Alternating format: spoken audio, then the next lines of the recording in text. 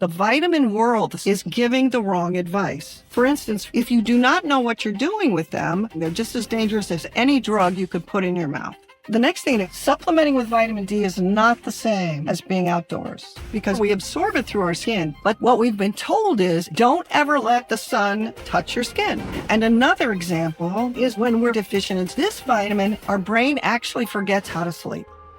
And I know that because I'm a neurologist and I wanted to tell the world about what my patients and I had discovered together about making sleep better. And billions around the world have a sleep problem, but no one's treating it. And the usual sleep treatment is behavioral, like blackout curtains, go to bed at the same time. But that is not something that's helped the people who wind up with me. They've tried all that already. And I've taken care of 28-year-olds who just had a stroke.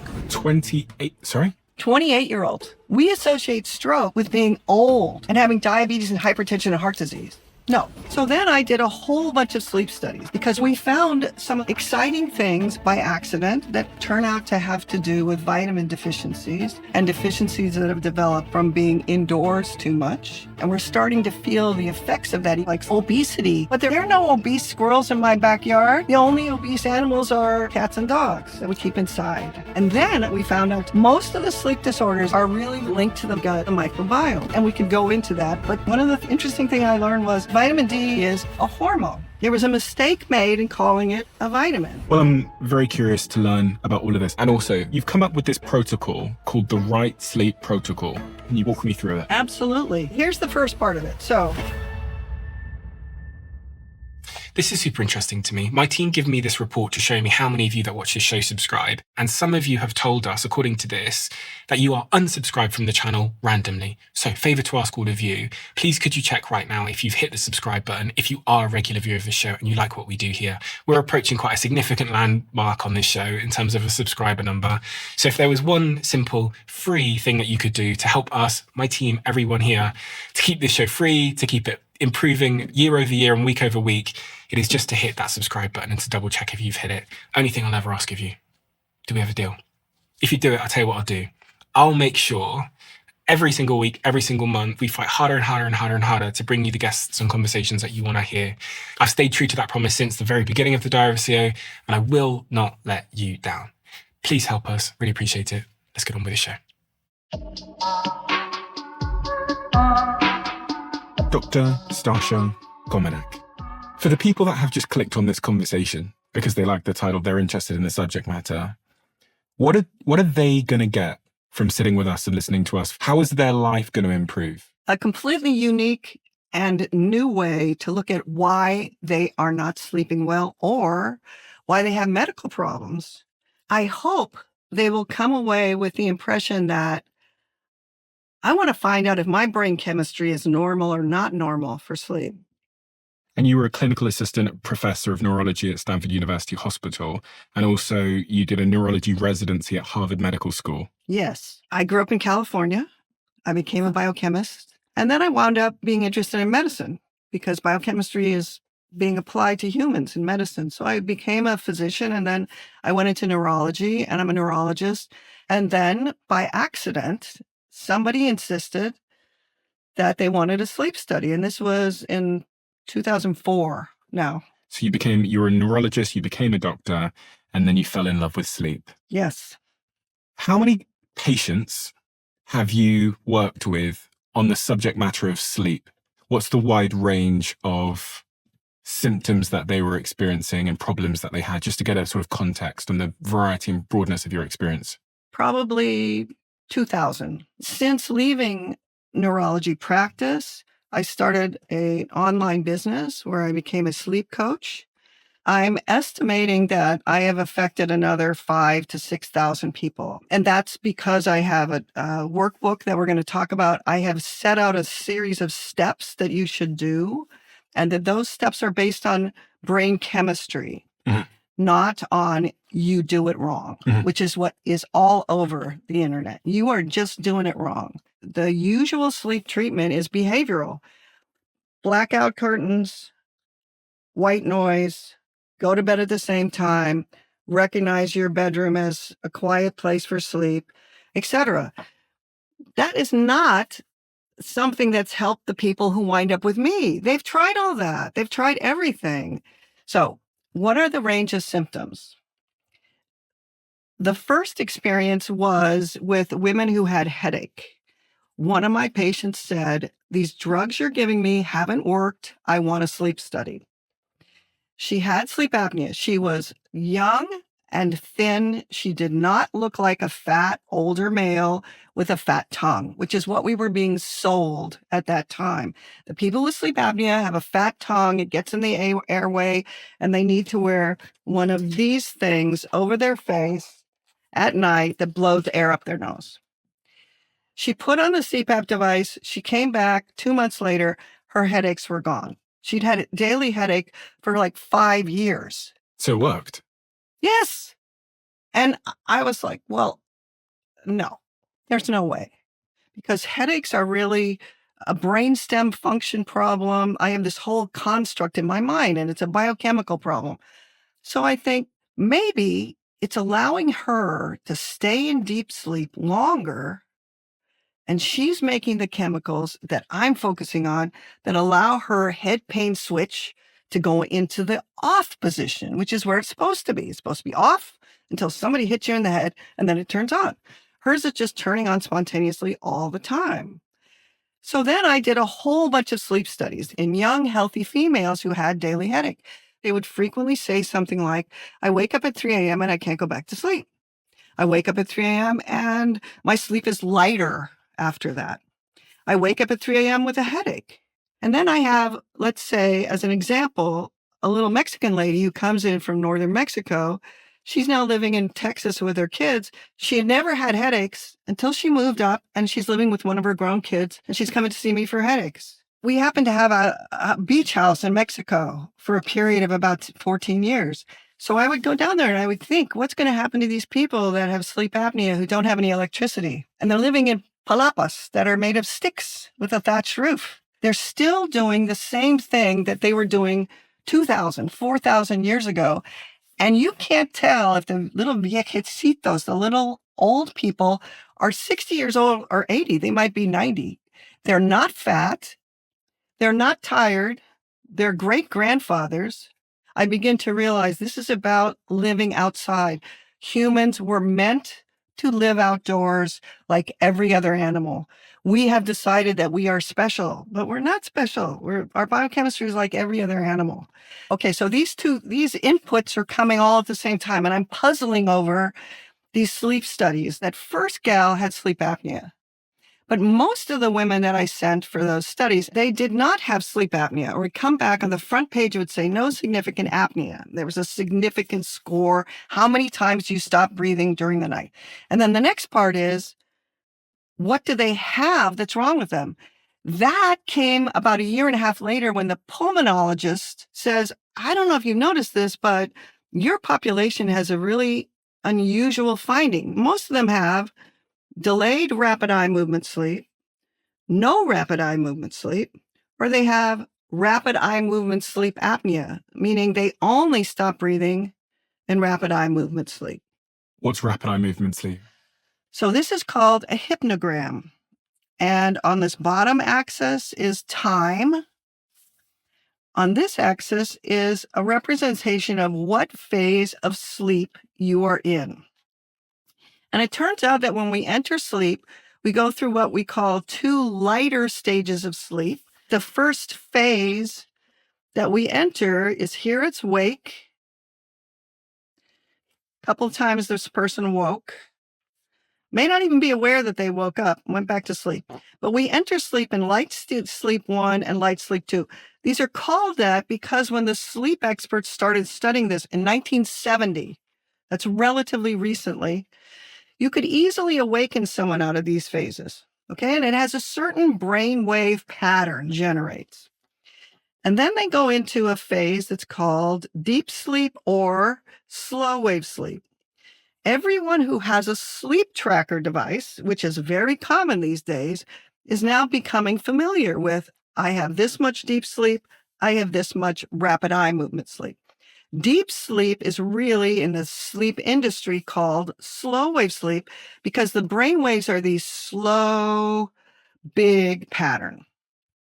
We always go through a couple of light sleep phases, and then we go into rapid eye movement sleep, and then we go through light sleep phases, and then we go to deep sleep. Now, the pivotal question that I asked the pulmonologist, why would my patient have stop breathing? That's what apnea means. Why would they stop breathing only in REM sleep? I thought this was an anatomic problem. And he said, well, we get the most paralyzed of all in REM sleep. And I went, paralyzed? Holy crap. Do you mean I'm paralyzed while I'm in bed? What if I stop breathing? What if my brain doesn't ever not unparalyze me? That's terrifying. And it turns out every animal, including fruit flies, who we're doing sleep studies on, get paralyzed in sleep. We get the most paralyzed in rapid eye movement sleep when this part needs to get repaired. It gets paralyzed too.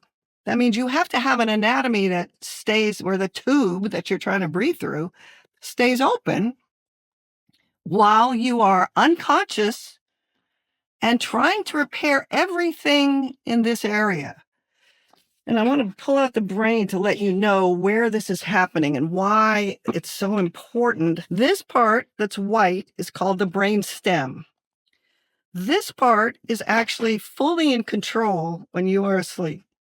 There's a little switch up here that goes, boop, Stephen, you're not conscious anymore. The brain is still extremely active. In fact, the waveforms that they record from up here look the same in rapid eye movement sleep as they do in wake, suggesting that all sorts of things are happening, like you wake up abruptly because a noise happens and you're in the middle of a dream. You're traveling, you're flying, you've got huge colors going on. Your brain is extremely active during this time, but you're not aware of it. And this part right here, it is running your heart rate, your blood pressure. It has paralyzed you. This is where the autonomic nervous system comes in. The sympathetic nervous system and the parasympathetic nervous system are centered right here. They are meant to be the automatic driver of all the processes that you use during the day, and they run sleep. This process that we're talking about here is fully run by the brainstem. So the sort of sleep-wake cycles. Exactly. The sympathetic is called fight-flight. The other one, the parasympathetic, is called rest and digest. It also is experienced as a state of calm. Okay. It is also what happens when we have an orgasm. There are things that are happening in the brainstem that feed back to why do they fall asleep? Why did the guys fall asleep on top of her? Probably because it actually might increase the likelihood of fertilization. Maybe it has a survival risk. These are all unconscious things that we aren't trained to connect together. But once you get into the parasympathetic nervous system, it turns out that the parasympathetic and the sympathetic are also very involved in what's happening here. And the basic idea is the first half of the night, and you'll see that we've also broken it into 1, 2, 3, 4, 5 cycles, usually of about an hour and a half. The first half of the night, till about 3 a.m., is mostly run by the sympathetic side. Which is the fight or flight side. Yes. So when you're well balanced and you have a completely normally operating brainstem, you will have a couple of branches of REM sleep. But my patients did not have any REM sleep at all in the first half of the night. And in fact, they might have been lucky to have a little half an hour here between 4:30 and 5, if at all. The second half of the night, from 3 a.m. to 7 a.m., is run by the parasympathetic side. That means if you look at it in a certain way, you could say, well, wait, maybe they've lost the parasympathetic driver for the second half of their night. Seeing all these sleep studies that did not have this phase of sleep, they're actually 1/6 of the amount of REM sleep they should have. And as I go back through all the sleep studies, I realize Well, wait, don't we kind of do mood in REM sleep? What do you mean we do mood?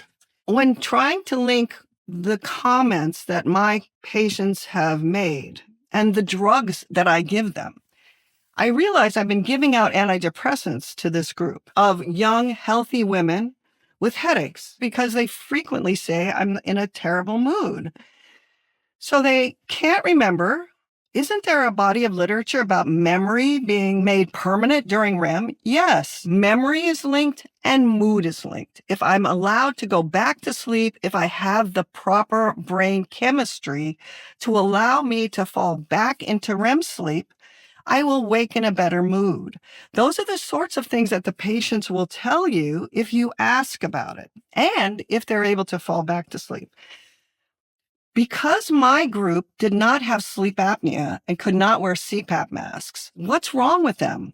Why aren't they in this phase of sleep? This is a neurology problem. This is not a pulmonology. This is not about breathing.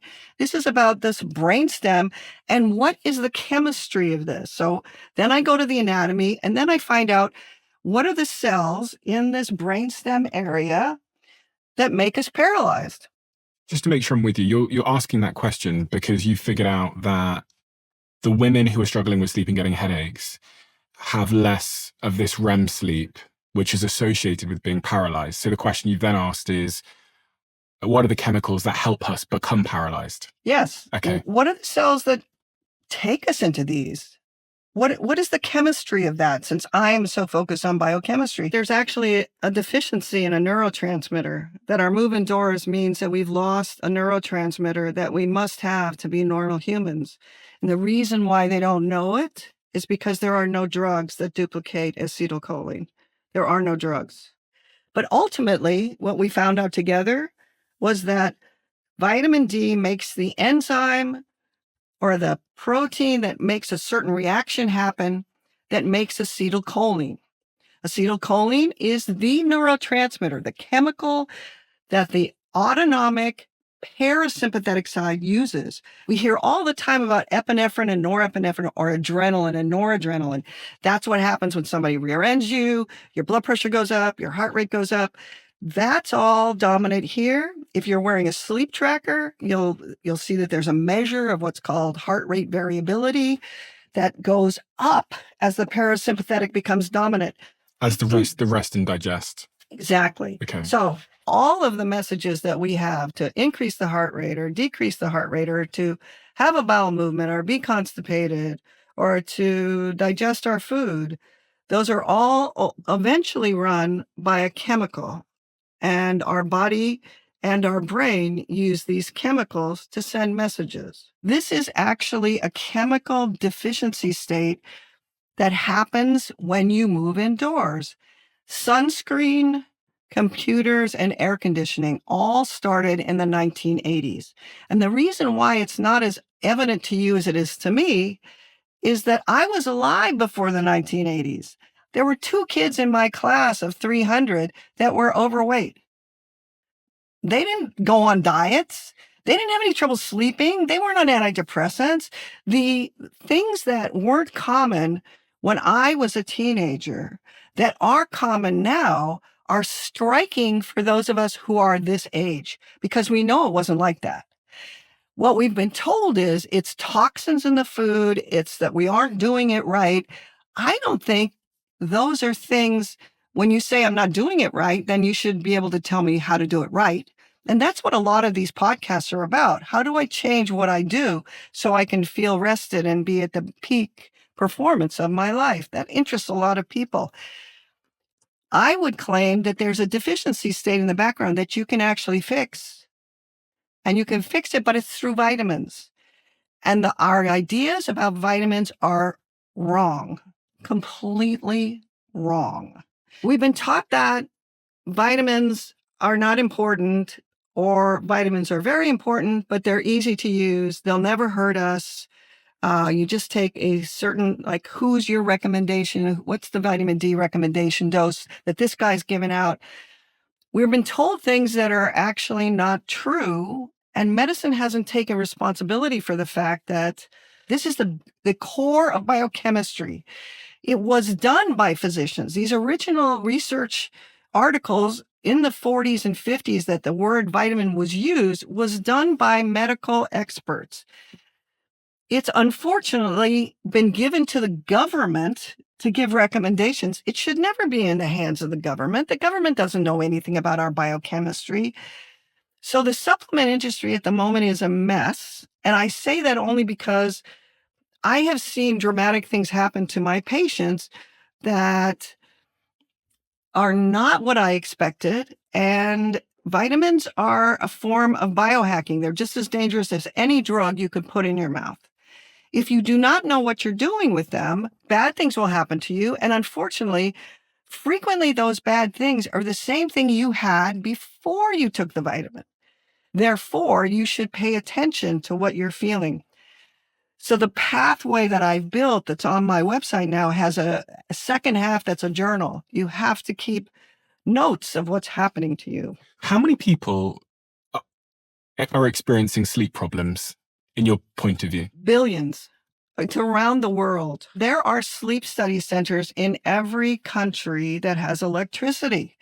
In Germany, in Japan, in Brazil, and they're all publishing how abnormal the studies are. This is not what it looks like.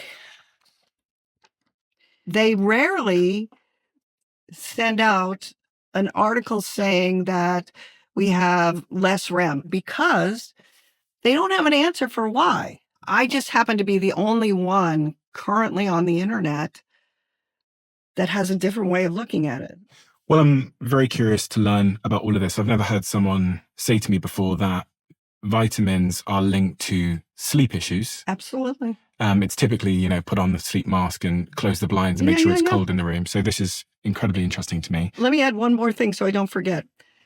You and Matt Walker talked about chronotypes. Yeah. There are many dogmatic statements that are being made about genetics and sleep that are not necessarily wrong, but they're also not necessarily right. And I had the same training that you get from Matt Walker. He's doing animal training.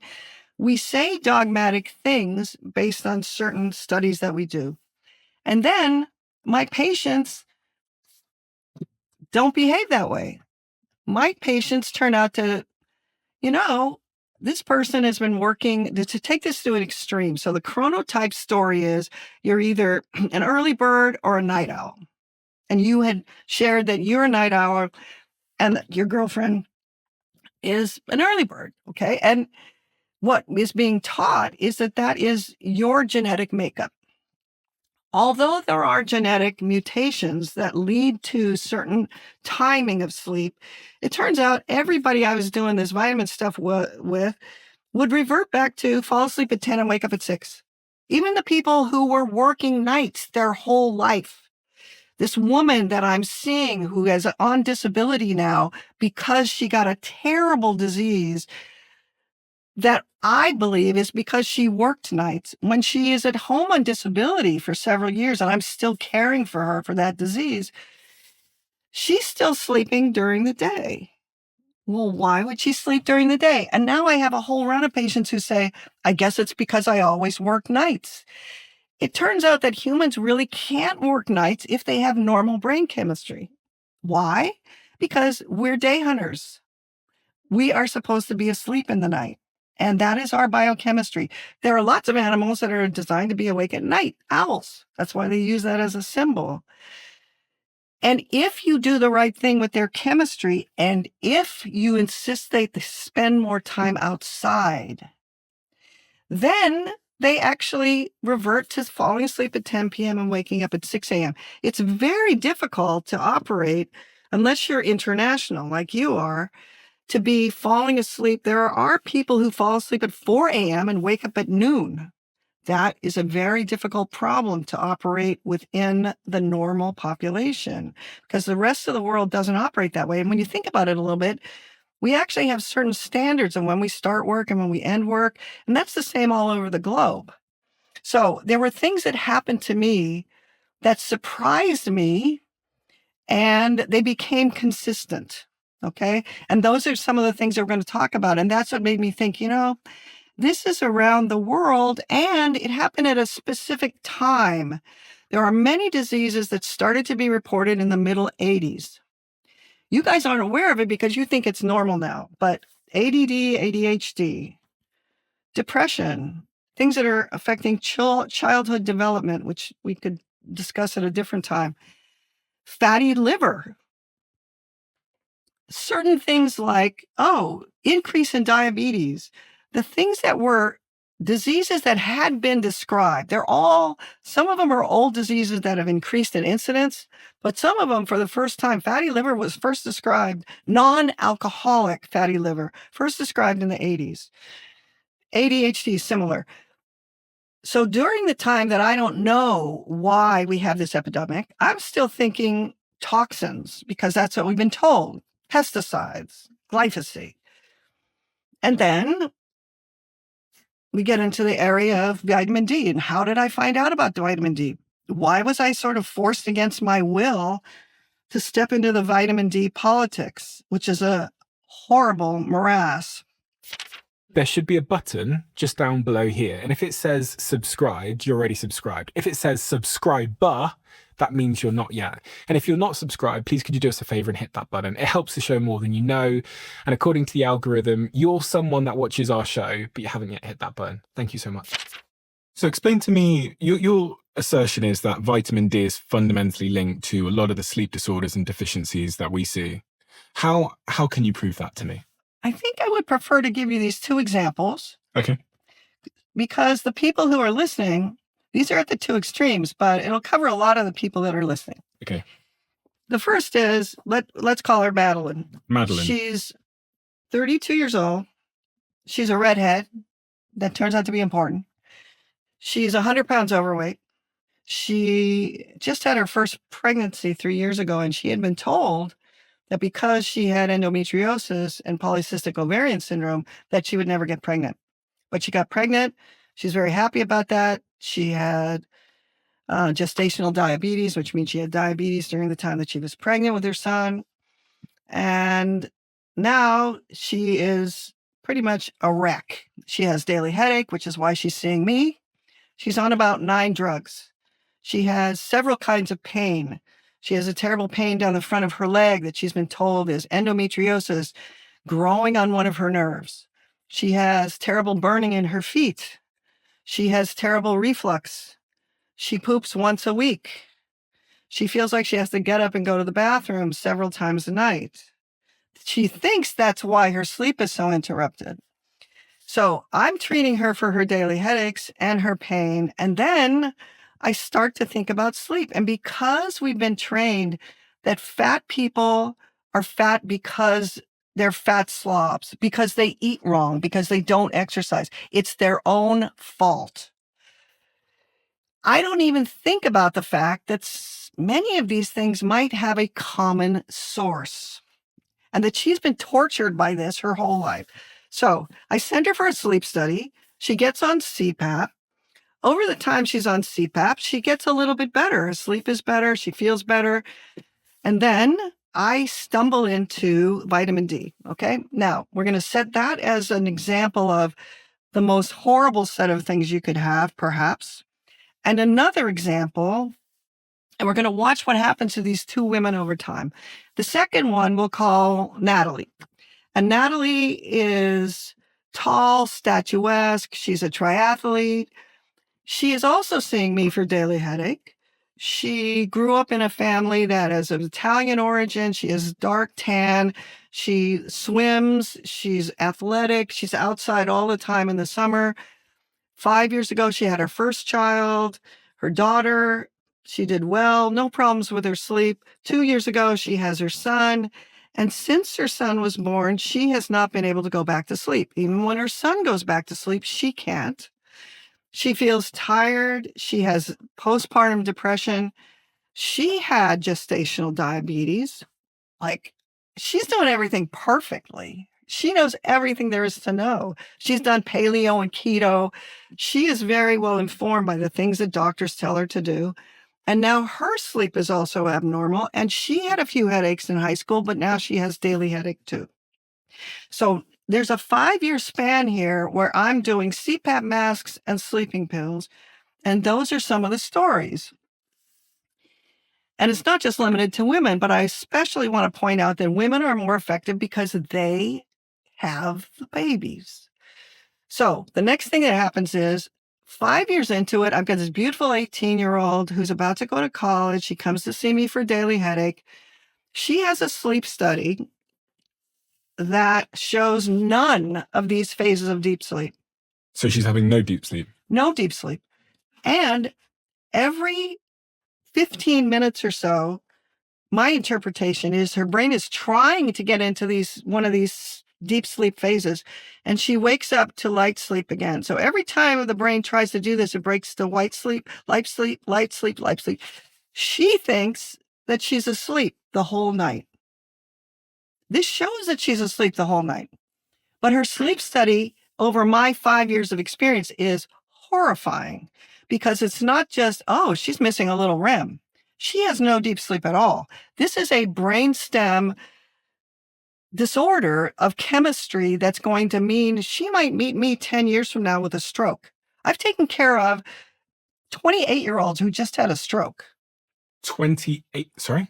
28-year-olds. We associate stroke with being old and having diabetes and hypertension and heart disease. That means I'm looking at this, and for the very first time, I have actually started to see the diseases that my neurology patients come in with and their relationship to sleep. By the end of the 5 years, I'm doing sleep studies on anybody who will let me. So I'm doing little kids, I'm doing moms, I'm doing dads, I'm doing every single neurologic illness that comes in. They're all abnormal, all of them. This implies that the reason why you get a disease is because your sleep is not restorative. That implies that I should think about the body as, golly, I know people who live to be 75 years old and don't have a doctor. They were my grandparents. And then they started to get medical problems about age 75, and then they died at 85. Why aren't we looking at it that way? Why aren't we saying, oh, this means your repair system that's designed to completely repair everything in your body every night? And you talked with Tara Swat about lymphatic drainage, these things that happen while we're sleeping. It is what makes us last. Like, we're not made of Teflon, we're made of these biologic materials, and they repair themselves every night. That's a miracle. If you view it through that lens, then you start to question, why is medicine doing what it is? I'm trained to ask questions for the thing the person walks in for. Let's say burning in the feet. Okay.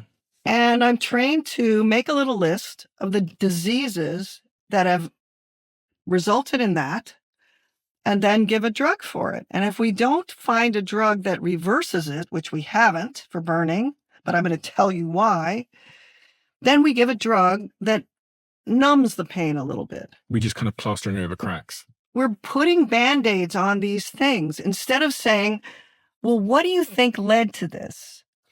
And this lymphatic drainage point, I think, is a really important one, because when I understood this lymphatic drainage idea, it had a profound impact on my relationship with sleep. I would argue, more so than anything else, there's actually a colleague of mine who's currently sat out there, right? And I have an emoji that I sent to her. She's called Georgia Gibson. I have an she likes to work very hard. And I sent her this particular emoji of this, I can't even remember. She told me what the cartoon was, but it's these little fish that come out and clean the big whale. Yes. What's that called? I don't remember, but I know what you're talking about. Okay, I'll put it on the screen. It's from like a movie, so everyone in the comments is probably going to know what I'm talking about. But I sent her this emoji just to remind her that she needs to sleep, because she needs to wash her brain. That's what I say. I say to her, you need to wash your brain, which means go to bed. When you go to sleep at night, these cleaners, again, I'm animating this in a way that's not scientifically accurate, but these cleaners come out and clean up your brain, and they wash it all, and they clean it, and they scrub it, and they make it all back to normal again. So if you're not sleeping, then you're going to get some kind of build up a crack, and that could lead to disease or, other worse things down the line. Yes, that's a perfect description of it, actually. And that's about the level of what we know. So the 18-year-old with no deep sleep, She comes back and say, hey, this drug you gave me for my headaches made my headaches better, but I'm so tired. And I'm looking at her sleep study going, holy crap, no wonder she's tired. Okay. This is really, really bad. And this is invisible, absolutely invisible to the rest of the physicians because she looks perfect. So I do a B12 level and a thyroid test because I have no idea what to do. And the B12 is profoundly low enough that it shows up as abnormal in little red. Okay. Now, the weird part about this is I've never done a B12 level in a headache patient since I've been doing headaches as a part of neurology, which is a large part of neurology. I then start to give B12 recommendations, and I do B12 blood tests on all the patients who I have in my little stable of, I've done these sleep studies in them. They still are not sleeping well unless the sleeping pill works. So for about a month, I'm doing B12 tests. And then one of my patients says to me, my doctor said my vitamin D was low. She gave me vitamin D and my wrist pain went away. And I had no clue. And I thought, I'm just doing blood tests anyway, which I never did in my headache patients. I'm just going to throw that in. I was completely naive. And because I was naive, I was not afraid to do this, but I did vitamin D levels and B12 levels in a group of about 500 patients between September and December of 2009. And I gave you the background because I had all these thoughts buzzing around in my head. What are we looking for? We're looking for something that controls the brainstem. Now, they're going from August or September to December. That's in the fall. So if you're going to make D in the summer, which is when we're supposed to make it, because around the sun, that's all I knew about D is you make it from the sun. It's about bones. They were all low. All of them are low. Two of these guys that are on CPAP come back. They both have headaches. They both say the same thing to me in the same week. I've been wearing the CPAP mask for a whole year. My headaches hadn't gone away. But that little note you sent me last time I was in here when you did my vitamin D level and you told me to get vitamin D, I took that for about a month. My sleep got better and my headaches went away. Now, I happen to know that all the Ds were low, but D's about bone. Why would it have anything to do with sleep? So I go to the PubMed. That's my resource now. I hang out with PubMed all the time. That's where you register all your articles that we publish. 2009, I put in 2 search terms, vitamin D and sleep, and there are no hits. And then I put in vitamin D in the brain, and I wind up going to articles by a guy named Walter Stumpf, Stumpf, who's been writing about vitamin D for 30 years, who has actually published that there are vitamin D receptors in this little stripe along the back of the brainstem that paralyzes us. Like, he knows the name of this nucleus. He has shown articles where the vitamin D receptors are in this nucleus that paralyzes us, and in the nuclei that are the clock nuclei that determine what time it is, what time we go to sleep, when we make these transitions. The brain always knows exactly what time it is. Those areas have vitamin D receptors. That means vitamin D is doing something. That means I'm very interested in thinking if this vitamin D is low, like if they say 30 to 100 is normal, and my patients with sleep disorders and neurologic problems have vitamin D levels in the low 30s and below, is there a vitamin D level, not a dose, but a brain or a blood level that I can measure that might make them sleep better? That would be phenomenal. Should we go down this vitamin D road? I know nothing about it. I start sending people for vitamin D levels and giving them vitamin D, and I start reading. Walter Stumpf has already put together a beautiful belief system around vitamin D is the hibernation hormone. It allows animals to adapt their body to tolerate winter when there's no food. It tells their body to do things like the thyroid hormone lowers the metabolic rate of all the cells in the body. The weird part is this is written about beautifully by Walter Stumpf. And because he has a whole belief system that tells what you should expect, he's also published many articles. The first articles in 1982 about brainstem. He publishes articles about postpartum depression, about infertility, about obesity. He's telling us what epidemics are going to happen, but it's before it happens because the sunscreen's coming out in 85 and the middle of the air conditioning computer. And when I'm talking about this during COVID, it becomes much more exaggerated, okay? COVID has brought us all indoors, and we're starting to feel the effects of that even more exaggerated. So Walter has this idea set. I call him up. Luckily, he's retired, and he takes my phone call. And I say, hey, you don't know me, but I'm this clinician in Texas, and I have this clinical observation that I've done all these sleep studies on people. Their brain that should be sending them through these particular steps is not. You have shown that there are vitamin D receptors all over the nuclei that should be running this. Has anybody written about sleep and vitamin D? And he says, no, but it makes perfect sense. It's the hibernation hormone. What else would you do? You sleep longer. And it turns out that when our D goes very low, our brain actually forgets how to sleep. That's the easiest way to describe it. That gal that I showed you, she had not only vitamin D deficiency as the primary deficiency, and with secondary deficiency we're going to talk about, but your brain just becomes completely scattered, and it's what it's supposed to do because the D is doing a specific thing. It took me a while to figure out. There are articles that actually took Walter's articles and said, hey, there are these D receptors. What hormones do that's unique is the hormone goes inside the nucleus of the cell, and the nucleus has the DNA, and it binds the DNA, and it has a special vitamin D receptor. That's what Walter was measuring. When it hits that receptor, there's a specific protein that DNA expresses. That means that little piece of DNA comes out, it makes this protein. The protein that it makes is an enzyme that makes acetylcholine. So that means I can trace through the scientific literature all the way from the receptor to the articles that use that showed that it was an enzyme called choline acetyltransferase. Now, the next part is really important because what I want out of this is that Madeline and Natalie both get better. Okay? This biochemistry is my thrill. But what the listener wants is, how do I get better? Now, since I started this, and the first time I started giving vitamin D was in 2010, this is now 16 years later.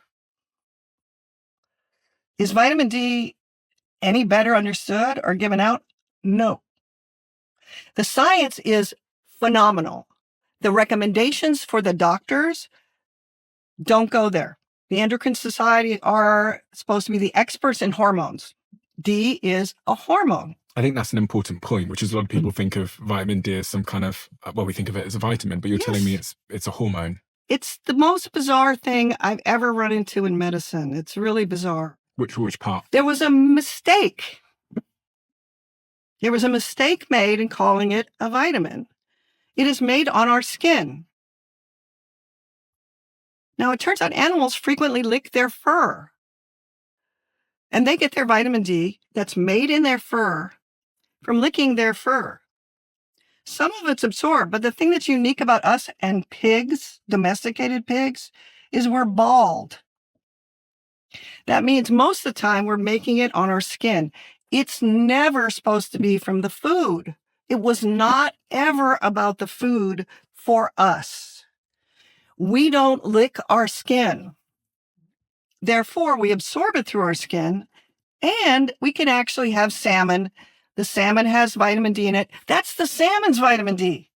It's not our vitamin D. It's like saying you eat salmon, you get salmon estrogen. That should be enough estrogen for you to have a normal period. That's crazy. If your ovaries are not making enough estrogen, you won't have a normal period, okay? They called it a vitamin, and in the early 80s, medicine decided vitamins were for lesser humans.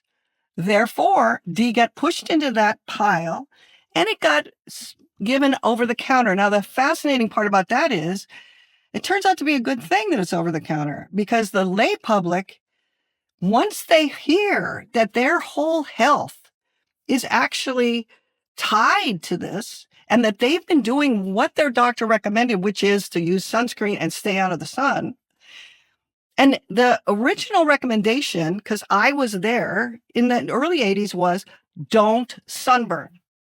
Every sunburn that's a bad sunburn that you peel from will age your skin, even if you're 10. Which is that true or not? That's true. It's true, yeah. That piece is true. Now, the weird thing is that has been morphed over the last 40 years into don't ever let the sun touch your skin. People are smart. If you tell them that they can use sunscreen wisely and it blocks the ability to make vitamin D, and it has turned into the combination of sunscreen plus being inside much more than we ever were before. When you had air conditioning, people slept out on the roof in Saudi Arabia. That means you spend much more time outdoors. And it also turns out there's a particular move in health and wellness, which is about the many forms of wavelengths of energy that we absorb that are given to us by the sun that are not UVB. UVB is the wavelength that makes D. There are your podcasts about infrared, very, very important. That means there are many wavelengths of energy, and the more time we spend outdoors, the more our body actually uses those wavelengths in our biology. Because medicine is so conservative and so slow to change, they basically poo-poo any new ideas. So hyperbaric oxygen, laughed at. Infrared, laughed at. Made fun of. And therefore, you could actually have your license taken away. Since COVID, since doctors are now doing things across video, I am safer in my little place, making my comments, making my statements. They're made up stories. What is a made up story? My telling you my belief system is a made up story. This is really an important idea. I thought that everything written in a book is true. As soon as the publications come out, as soon as I can go to PubMed, I thought those things written down were true. Absolutes. And then you stay in medicine for 30 years and you realize the things that you were taught are not truth anymore. Well, that means they made up those stories.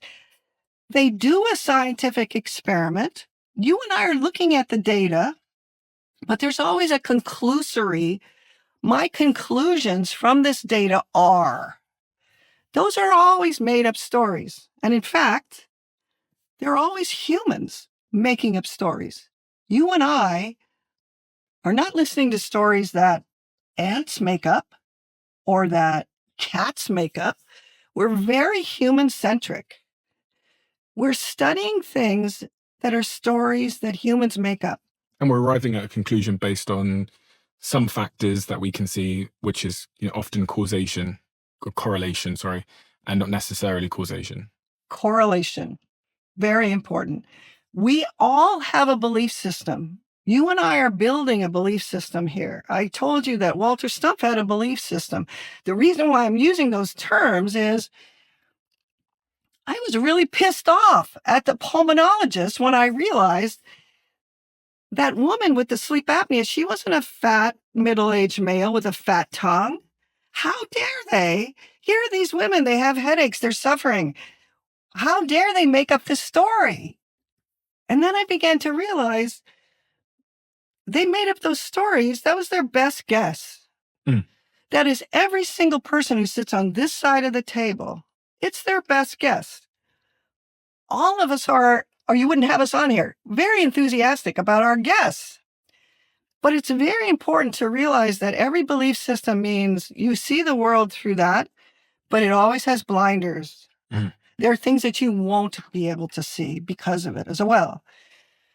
Then you must move into a point of view, which is, I need to stay flexible. What if new information comes? Yeah. Okay.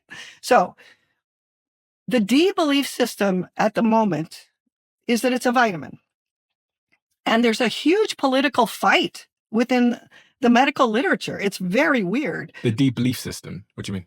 Medicine has decided that the only way you can get any important information is to have a control group, a study group. The study group gets X, a drug, in this case, vitamin D, and you compare the outcome of both groups. And what does the other group get? A placebo. Basically, they think it's a drug, but there's nothing in it. Yeah. And then you compare the outcome. The problem is, in no biologic pathway is there only one variable. There's never one variable.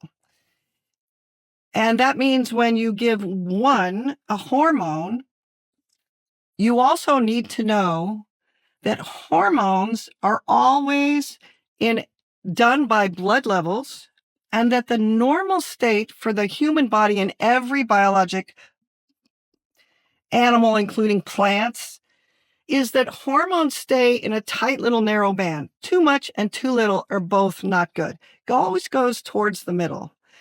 In the lay experience, this is why we do blood levels of testosterone. If we give you testosterone supplement, if we give you estrogen, in thyroid, even lay people know my aunt would get crazy when her thyroid was off, and it could be too high or too low. D is exactly the same. Yet, they do these studies based on a fixed dose. So it doesn't matter what the level is, what time of the year, how much sun they're getting. They're all getting 4,000 IUs. So they could be having too much or too little. No blood levels are taken. So you're saying that it should be personalized, the amount of vitamin D? Absolutely. Any hormone that you take, if you compare, that's why the Endocrine Society is so important. They know in 2004, when they gave the final recommendation for the doctors and practice, they know that the studies that have been done so far are rarely done in the way a hormone should be studied. And they say that in their report. They spent a whole year looking at this chemical, all the research that's done. And they say, we don't really have any good studies. We don't have any clinical studies like mine, for instance, where we're relating the dose that we give the person to the blood level that's achieved. Therefore, you would think they would say we need more studies. No, here's what they said. Therefore, you should not do vitamin D levels, and you should not give recommendations about vitamin D, taking it or not taking it. You should just avoid the whole conversation, because what's going to happen when you do a vitamin D levels, you're going to call me up and you're going to say, what dose should I give? The D level is this, and we don't know. So they've said, don't be curious. Don't do it. That's insane. Now, that means the lay public is coming to me and other people on the internet, and they're coming to podcasts like this to learn about it. And there are a lot of conflicting attitudes. I may be one of the biggest recorder in my brain, which is not in a data dump that I can put into an article, of how to manage vitamin D levels, what you should do with dosing. And that's one of the things I have in this workbook that we're going to talk about. Whenever I talk to new founders, they all carry the same belief that the biggest threat to their small business is having a bad product. It's not. The biggest threat they face is hiring the wrong person for their small team, because bad hires put the handbrake on growth and rapidly infect company culture. And I get it. When you're starting out, you need A players to grow your company, but you don't have 40 spare hours to spend sifting through interviews. So you hire fast to fill the seat, but this ends up costing you even more in the long term. What any small business actually needs is a reliable and efficient way to find the right talent without stalling momentum. That's where our long-term sponsor, LinkedIn and LinkedIn Hiring Pro, can help you. It streamlines the entire hiring process, from drafting a job description to shortlisting candidates and conducting AI-powered interviews for initial screenings. Nearly 60% of hirers who've used this tool have found a candidate to interview within a week. Hire right the first time around, and get started by posting your first job for free at linkedin.com/DOAC. That's linkedin.com/DOAC. In terms and conditions apply. If you're thinking about starting a business, one of the first decisions you'll have to make is actually one of the most important, which is, where do you build that business? Our product team, who manages everything we do, from our conversation cards to our diaries, has always used our sponsor, Shopify. There are a few reasons for this, but one of the big ones is that when you're running a business, you really need your own store and your own customer data. And Shopify gives you exactly that. You aren't renting space from someone else's platform, hoping the rules don't suddenly change. And you avoid the classic founder challenges that inevitably come, like sorting out payments and logistics and storefronts, because it's already built into Shopify. Those early days are messy enough without the infrastructure challenge to create extra problems for you. And Shopify's distribution piece is underrated too, because your products automatically get in front of people on Google, TikTok, YouTube, ChatGPT, which again, isn't something you have to figure out yourself. It's just already built into their platform. If you are serious about starting your own thing, start your free trial at shopify.com/Bartlett. I'm very curious about Madeline and Natalie still. Great. What happened to Madeline and Natalie? Okay. For 2 years, I'm talking to Walter on the phone, and I start giving vitamin D to my patients. And I learned that every single person needs a unique amount. Very scary. I mean, everybody else is saying, oh, take 5,000, take 10,000, take 20,000. I take 100,000 once a month. Okay. And I find out also that if you get past about a level of 60, that's when they come back and say, you know what? My sleep is better. Now, importantly, I still was operating under the false belief that there's only one variable, okay? I came up in medicine using drugs. That means you match the drug to the complaint. Oh, and that one didn't work, and then we do this one, and then we do this one, okay? I'm ashamed that I looked at it that way, but that was my training. So I thought vitamin D was going to fix everything. Within the next 6 months, my patients start to come back and say horrible things like, my joints ache all over. And my doctor's about to send me to the rheumatologist who does autoimmune diseases. Like arthritis. Exactly. Then the next person comes in and says, I've got this terrible burning in my hands and feet. And another woman comes in the same month with burning in her hands and feet. 2 women, same month. They have nothing in common except they both have headaches, and they've been doing vitamin D with me for 2 years. And they say, they want to know, is this related to that vitamin D that I've been taking with you? And now I'm very freaked out because I'm afraid that what I've been doing, even though their sleep is better, and we're all happy about that, headaches were better, now they're a little worse again, is I've put them in a situation where they are now using more of whatever these building blocks are. And I've actually forced them into another deficiency state. I'm making them make more repairs, and now they're deficient in something else, and I don't know what. Now, a patient walks in with a book. This is why I'm telling you that my patients are the ones that taught me all this stuff. And I'm telling you these embarrassing stories because they come in and they say, did you do this to me? That's very uncomfortable. And I don't know, but I feel a commitment that I better find out. And a woman walks in with a book that's called The Pain-Free Promise of Pantothenic Acid. God forbid it's another vitamin. So I happen to have developed over the same time period this weird buttock pain. I can't sit down to talk to my patients at the end of the day because my butt hurts. So I feel like I have the same thing. So I read this book. It says pantothenic acid is a chemical that makes this thing called coenzyme A. Coenzyme A is responsible for making cortisol. I think, I don't think that's causing this burning, but this is something I need to know about. And cortisol is big in sleep. We talk about cortisol all the time, the timing of it. And it's huge in inflammation. I go to the vitamin store, I find pantothenic acid. The book says 400 milligrams is the right dose. So I pick up the 400 milligrams and I go to the B complex. I find something called B100, which means each one has got 100 milligrams or 100 micrograms. I go home with these 2 things. I start taking them. And I give recommendations to anyone who comes in that 1 week where I have a sleep study, they have a new complaint. I give a recommendation of B100 and B5. What the book did was it sent me to the references. The articles that she references are from the 1950s in this creepy lab next to the Iowa State Prison, where they're doing these creepy experiments on prisoners before it becomes illegal. They published this article saying, if you block pantothenic acid for 2 weeks, you see 4 things. They can't sleep. They have belly complaints, bloating and all sorts of things. They have a funny puppet-like gait, and they have burning in their hands and feet. And I go, this is wonderful. So that was one of the motivations. So the cortisol link to pain and the burning in the hands and feet.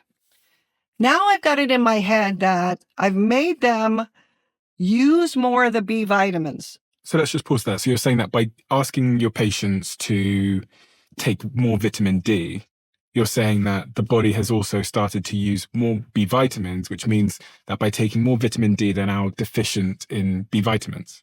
Yes. And so when you use vitamin D, you also use more B vitamins.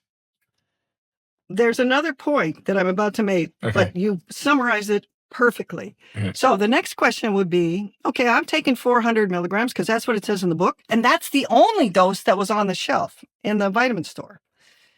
I get to the end of the week and I realize I have restless legs, and my restless legs has been much worse this week. This is probably too big a dose. And I stop the 400 milligrams and everything goes away. My butt pain goes away like in a day. 400 milligrams of B5. Okay. So pantothenic acid is called B5. All the patients who come back say, were you trying to kill me? This 400 milligrams here, I got so agitated, I stopped it after 2 days. I felt like I was crawling out of my skin and I couldn't sleep at all. If you block B5, you get insomnia. That means it has power in sleep. D has power in sleep.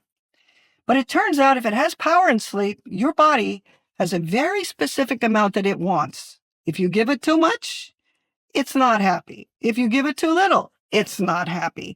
And it turns out that instead of giving you one thing when it's low and another thing when it's high, which is what I would have anticipated, it goes back to the same thing. When it's not happy, it just stops sleeping. Now, a couple of them come back and say, I stopped the 400 milligrams because I was so agitated I couldn't sleep at all, but I stayed on B100. I feel great. My sleep is perfect. My pain is gone. And I said, that's what happened to me. It's just like too weird. This chemical is doing something, and it's acting. What I would say to my patients is, be very careful with this because I don't really know what dose you'll need. If it's too much, it'll act like caffeine. It'll keep you up at night. Okay. Then the next thing that happens is a gal comes in and says, you gave me that B100 and I ached all over. I would get up in the morning and I go, ah. And she said, I broke it in half and I'm taking that and I feel great.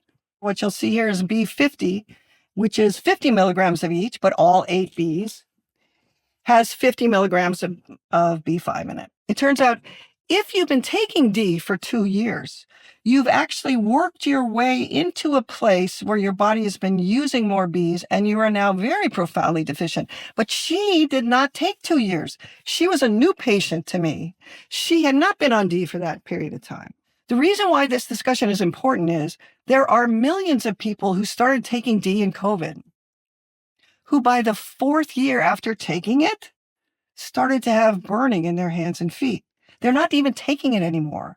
They took it from 2020 to 2023. Their levels got into the 60s. Their doctor said, hey, 60 is enough. Stop taking the vitamin D.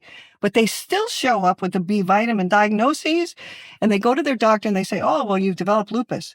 Oh, or you have this. Oh, or you have that.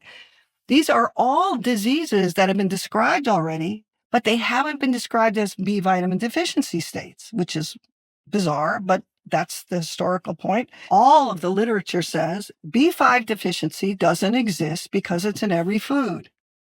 Now, I'm reading that literature, and it says thiamine, which is B1, has a poop bacteria source and a food source.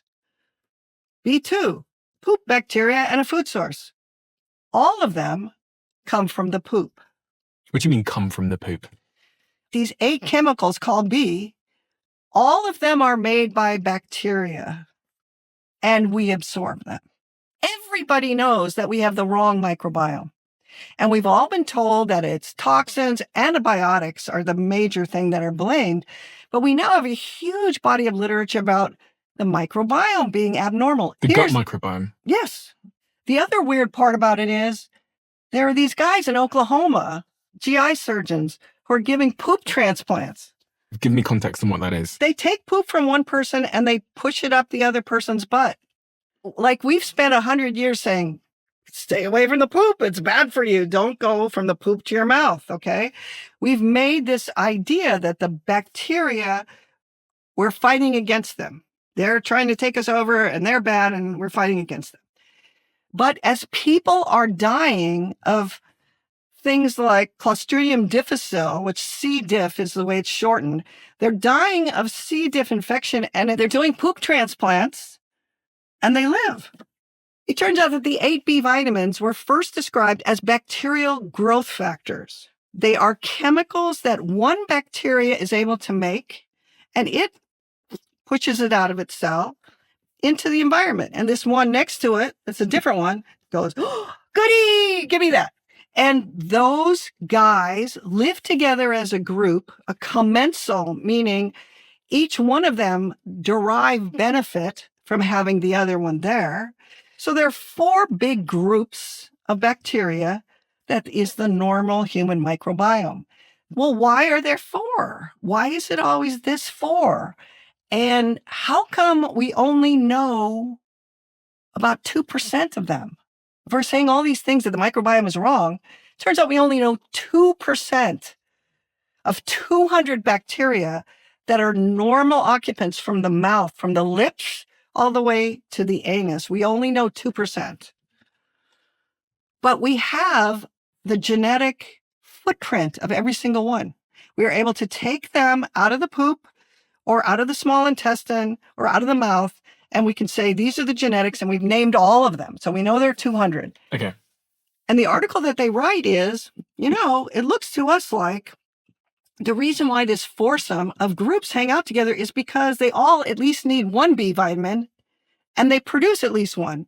So they all have a relationship to the B vitamins. And we should start thinking about the microbiome as the production system that supplies the B vitamins to the body. I didn't find that article until after.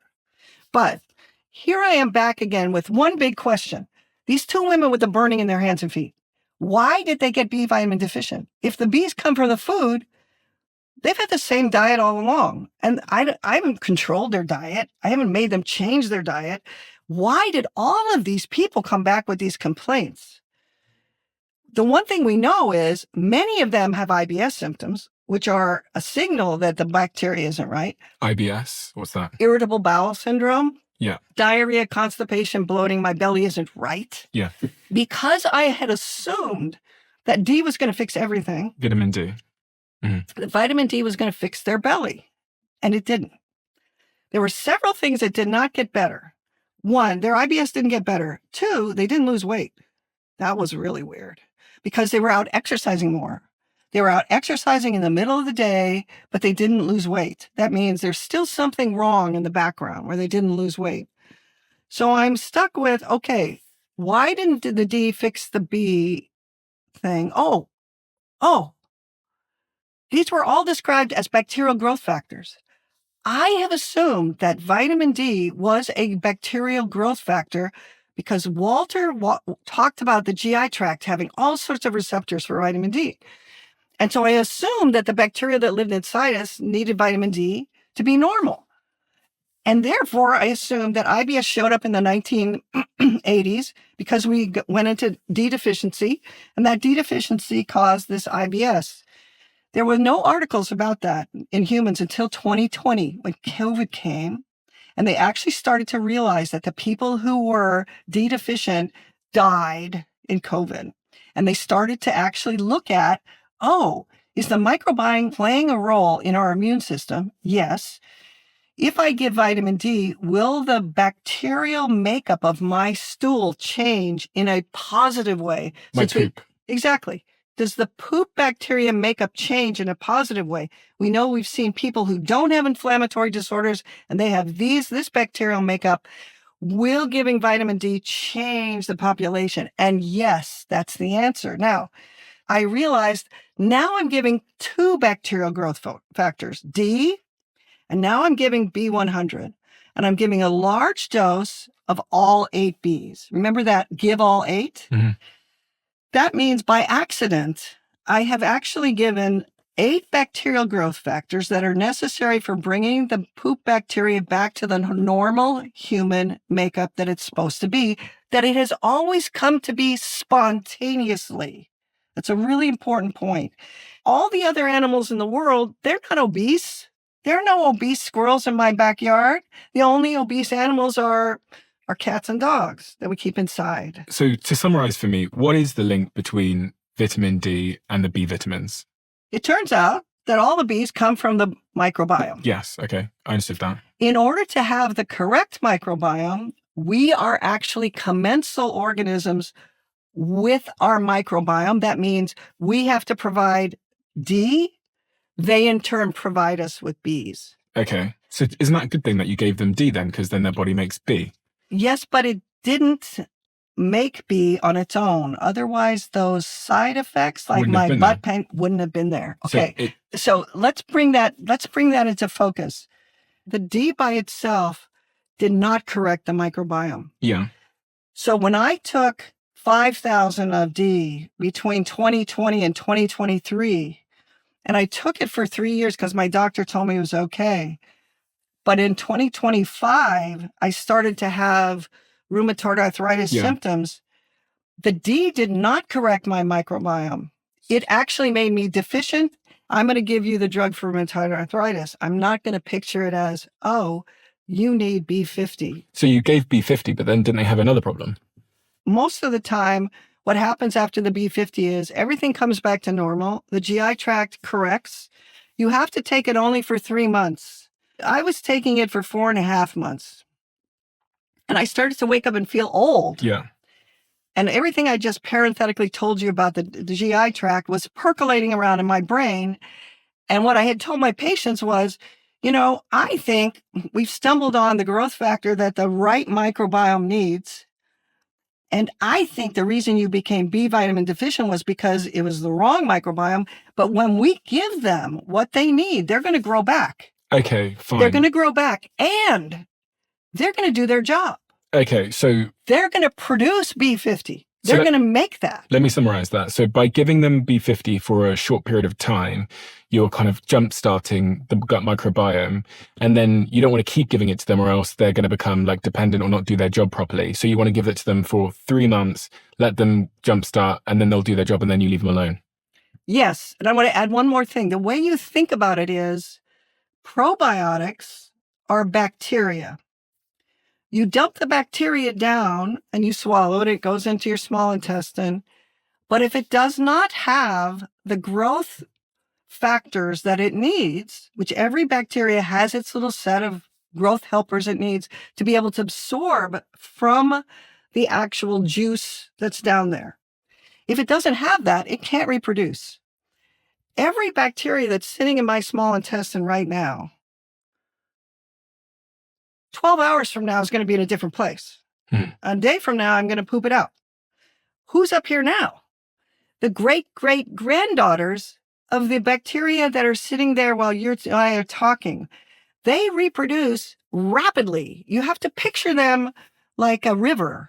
Like we're sitting and we're looking at the river and the water looks like this. And 10 minutes later, the water looks the same.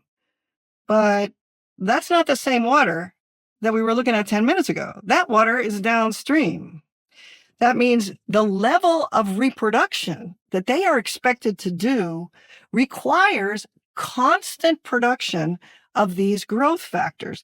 Now, it turns out that you don't have to think about that. All you have to do is have the normal bacteria that was generated spontaneously when you were born because mom was giving you D in her breast milk, and it also had 8 Bs.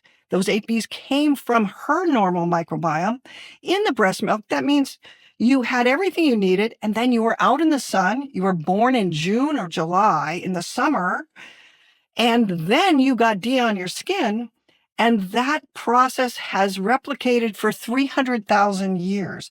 For 250 million years, the dinosaurs had a microbiome in their intestines. This is so old, it's unimaginable. So what is the conclusion here then? Because I do want to bring this back to Natalie and Madeline. Okay. I still haven't figured out what you told them to do. Stephen, you are so smart, and it's such a pleasure to talk to you. These are difficult points. Madeline is struggling with all these things. She's slowly getting better. Then we do the D. She's slowly getting better. Then we do the B100. And then it's friggin' awesome. She starts to lose the pain that she had down her leg. The burning in her hands and feet goes away. Her sleep gets much better. Now she's into year 3 and 4 of what becomes the Right Sleep program. And she's still on 30,000 IUs of D a day. That's an immense dose. Most people are taking 5 to 10. She's been taking 30,000 a day for 4 years. Her D level has stayed the same. It's in the 60s. She's doing a great job of keeping everything the same.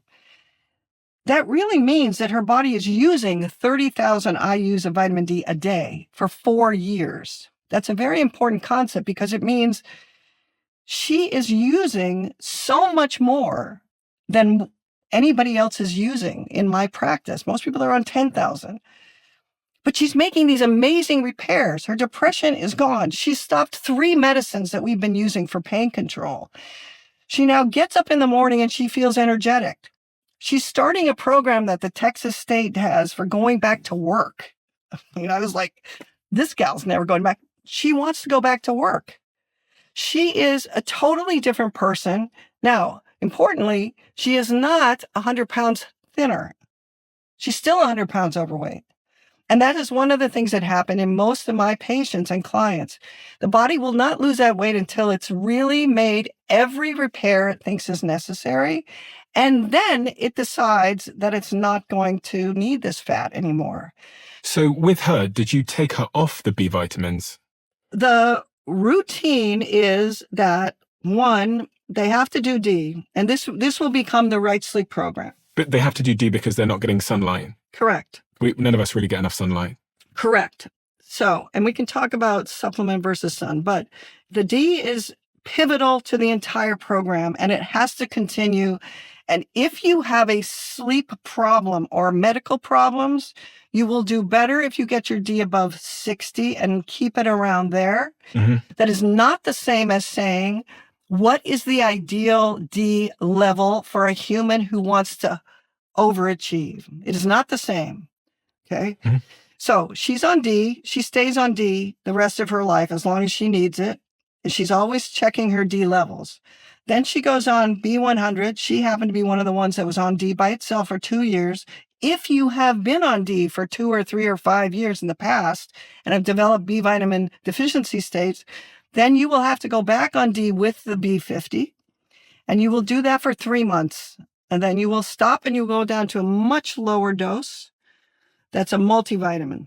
One of the things in the background that we haven't talked about yet is there are actually hundreds of things that the bacteria are doing for us that are just starting to be reported. But they have been pivotal all along in all the minerals that show up in a multivitamin, all the magnesium, calcium, selenium, manganese, all these things that nobody's really interested in, and they all are in list on their multivitamin. All through this same time frame, people are developing iron deficiency and iron overload.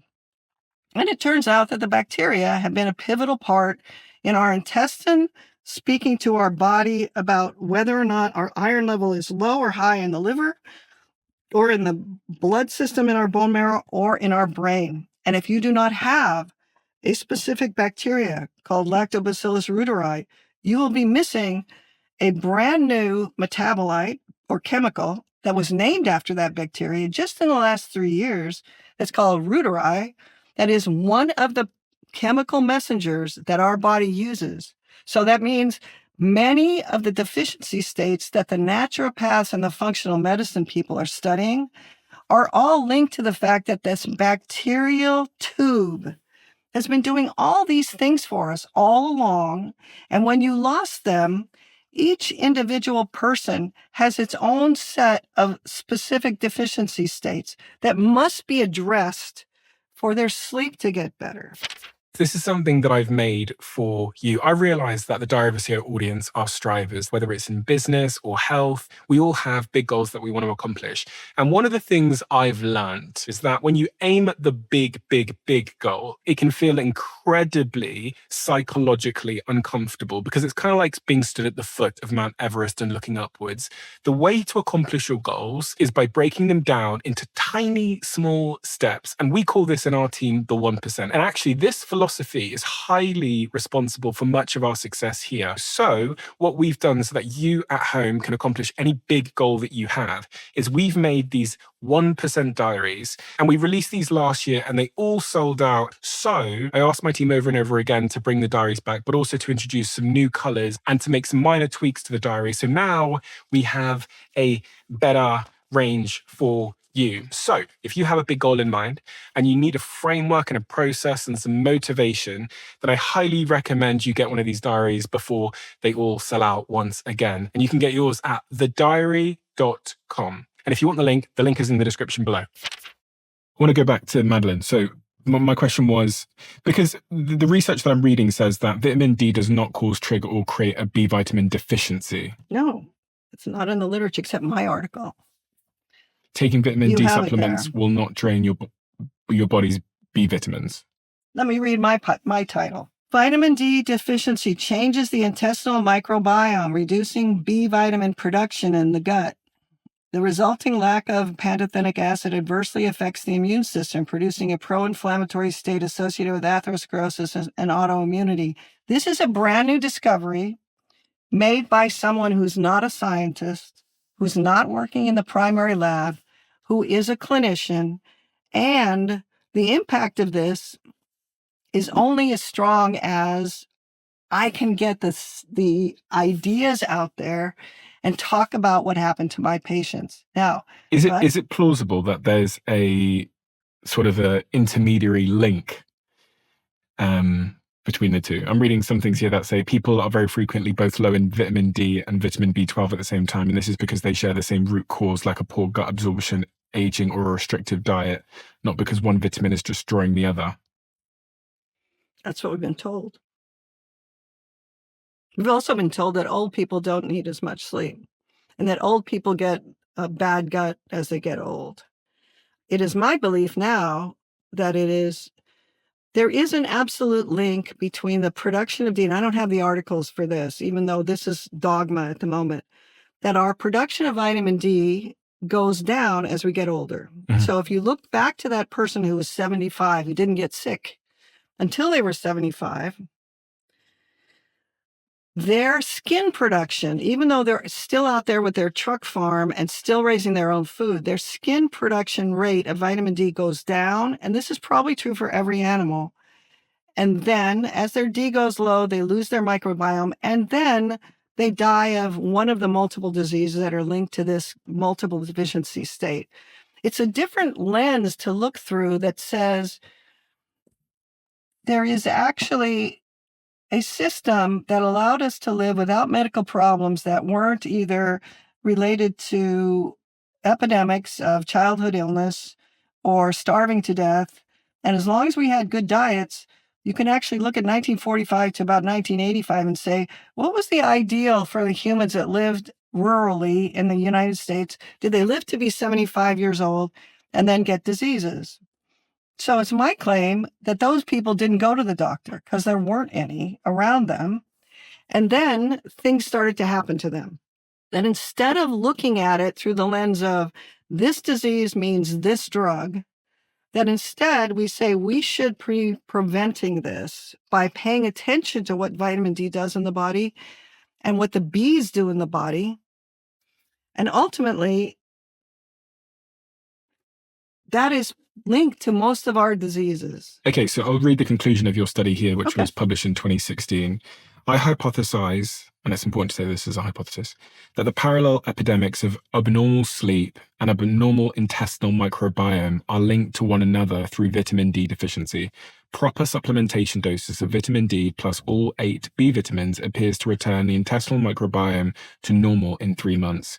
Reinstating the normal microbiome not only treats IBS symptoms, it returns the supply of vitamin Bs to their natural daily doses. The B vitamins are neither good for us nor unnecessary. They are good for the person who needs them, and only until the normal source picks up again. Both sleep disruption and pain can be caused by large doses of B vitamins once the intestinal microbiome has returned to normal. The B vitamins are very biologically intertwined, both in their intestinal production and cellular use. This suggests that B vitamins, aside from B12, were not meant to be used individually, and returning to restorative sleep with normal supply of the building blocks of cellular repair has the potential to repair the pro-inflammatory state seen in association with atherosclerosis, as well as the hyperandrogenic state of associated with hypertension, heart disease, and stroke. It appears that given the proper essential elements for normal sleep, the body is designed to repair every physical injury that occurs during normal daily use and may even retain a memory of long deferred repairs. So essentially you're saying that if you can return the body's vitamin D and B levels to normal, then the body will kick back up and start producing the everything it needs. yes. But I guess the scientific consensus at the moment is saying that there's not a link between vitamin D and a vitamin B. Well, it's saying that vitamin D does not cause a vitamin B deficiency. Correct. And you disagree with that? Absolutely. And could it be the case that there's some intermediary link, i.e., if I take lots of vitamin D, it disrupts my magnesium production, and the magnesium production is having an impact on vitamin B? And could it be the case that it's something else? Yes, of course. Okay.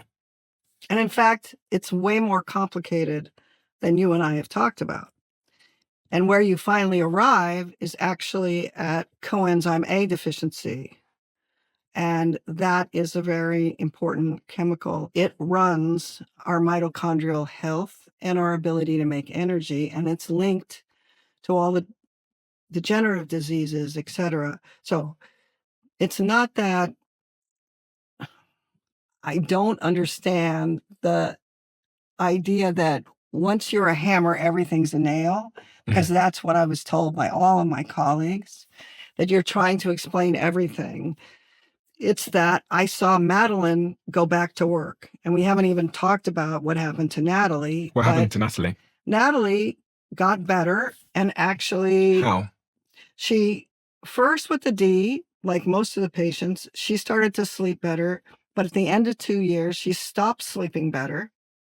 She actually lost weight, which was the case with several of the women that were postpartum who had complained about that. So my interpretation was, in someone who is less affected than Madeline was, the D-B50 combination, especially in the setting of being after the pregnancy, is really all somebody who was relatively normal at the start of their life needs. And then she got better. Her antidepressant went away. Her postpartum depression cleared. Her high heart rate. So the other thing that we didn't mention is many of these women who are very interested in exercise and doing exercise had high heart rates of 110 or above, sitting quietly, and had not been like that before. Their high heart rates come down. So she came back to being her normal self again. And did she have to come off the vitamin B? She only took it for 3 months. Okay. And then she did a multivitamin. And then eventually, almost everybody needs to be off the multivitamin completely. It is my belief that if all of this happens spontaneously in every other animal on the planet, then we shouldn't have to take supplements either. The squirrels are not going to GNC to buy supplements. That means if there's a mistake made, like we move indoors, and we give back what is needed to get the normal microbiome, then you should assume that your body will go back to supporting itself. And Natalie's, she's good again? Natalie's back to being a triathlete and doing great. If we zoom out for a second, what is the advice you'll give to all of my listeners now? There might be millions of them all over the world, some of which are struggling with sleep.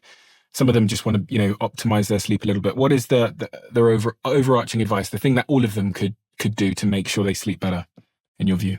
1, do the behavioral and cognitive stuff first. Make the blackout curtains, do the whole thing.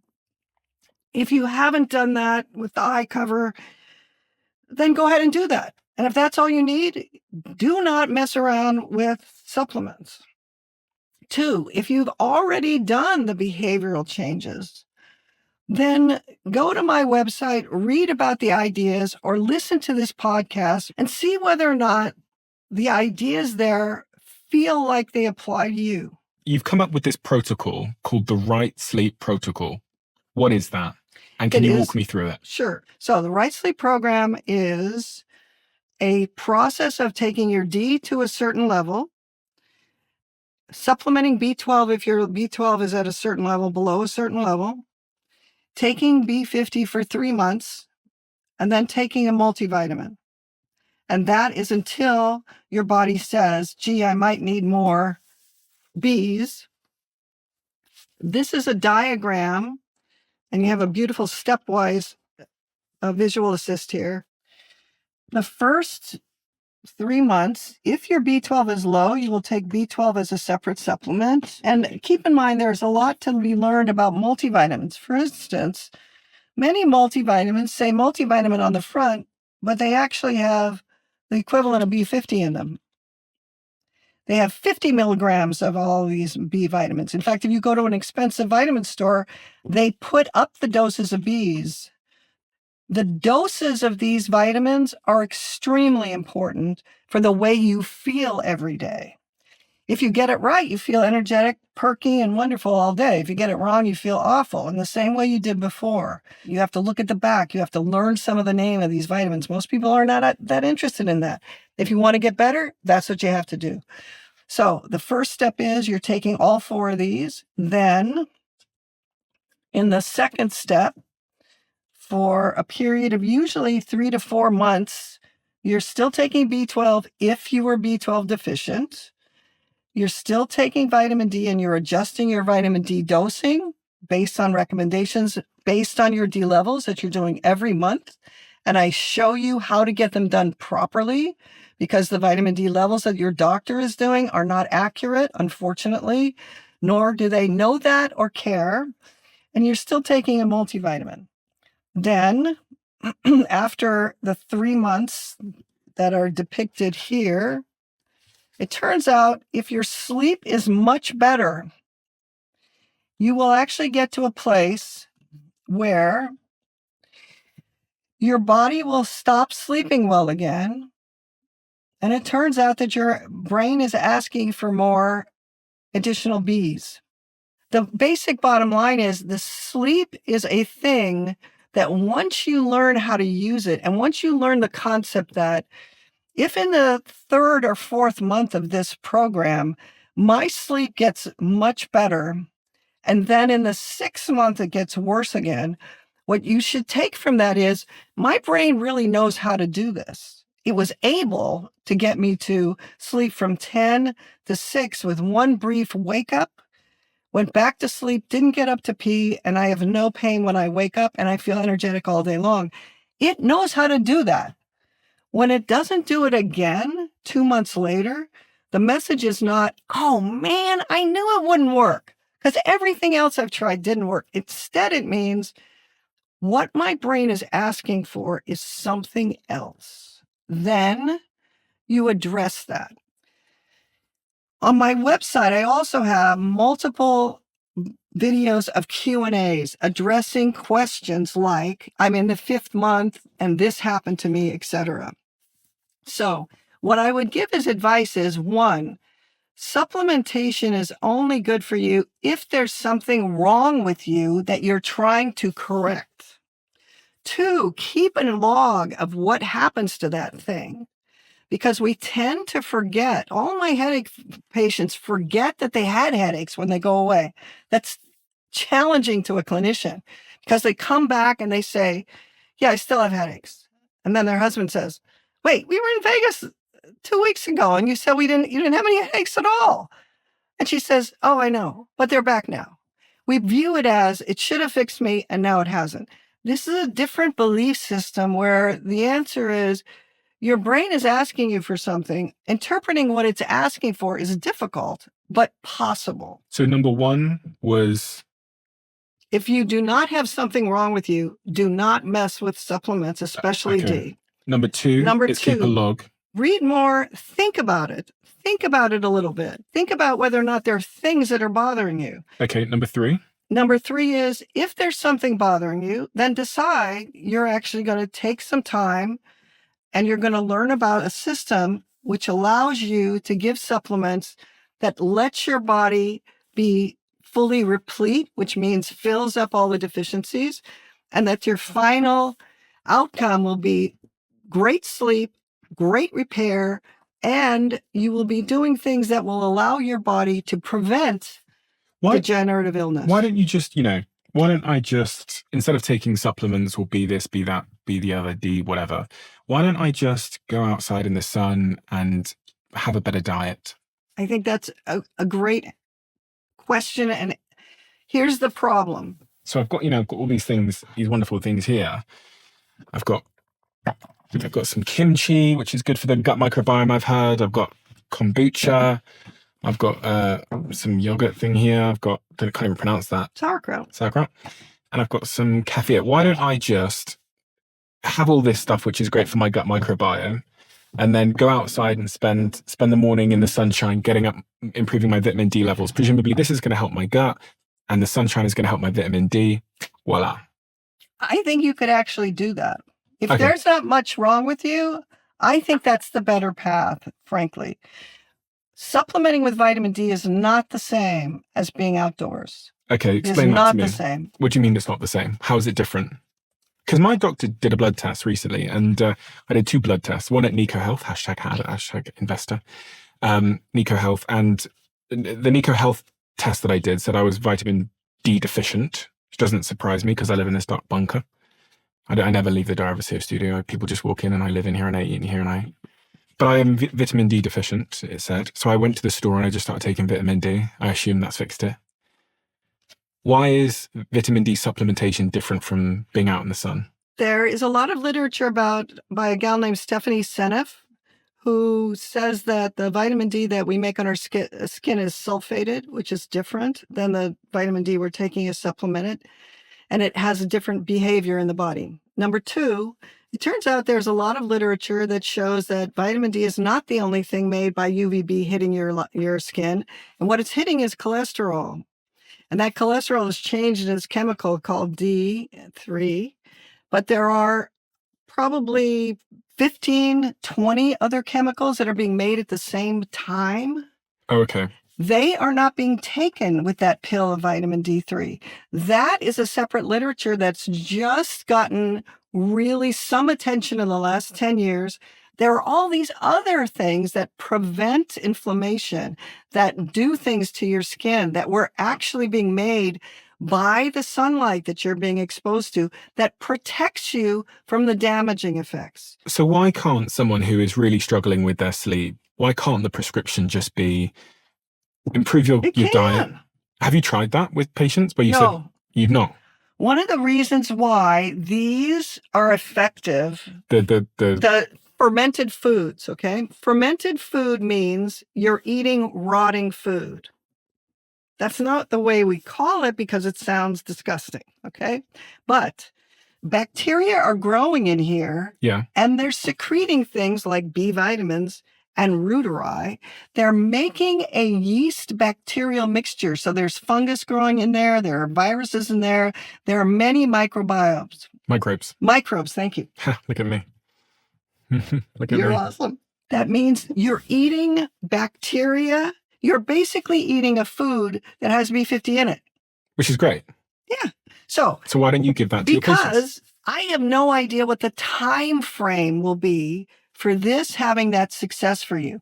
This is the easy way. This is the fast way. This is the way I can tell you that I've had more experience with my clients over time. And if you want to fix something that's really badly off, by the time you get a sleep disorder... For those that can't see because they're just listening on audio, you're pointing at vitamins. I'm pointing at the vitamins and the stepwise approach, which is right sleep. So that's the fast and easy approach. Exactly. And if you don't want to use supplements, I would support you all the way. In doing what? In going outside, just what you described. I think the healthier approach to all of our diseases is to be outside much more and to include these fermented foods. Now, on this point of being outside much more, some people live in cloudy places. Yes. I spent a lot of my life living in places like London in the UK. Exactly. And there's not much sunlight. Right. So what do I do about that? Remember how I said that Madeline was a redhead? Yeah. That turns out to be important. So melanin is the pigment that humans have in their skin. Mm-hmm. You have more than I do. I put more melanin in as I stay out in the sun more and I tan. Mm-hmm.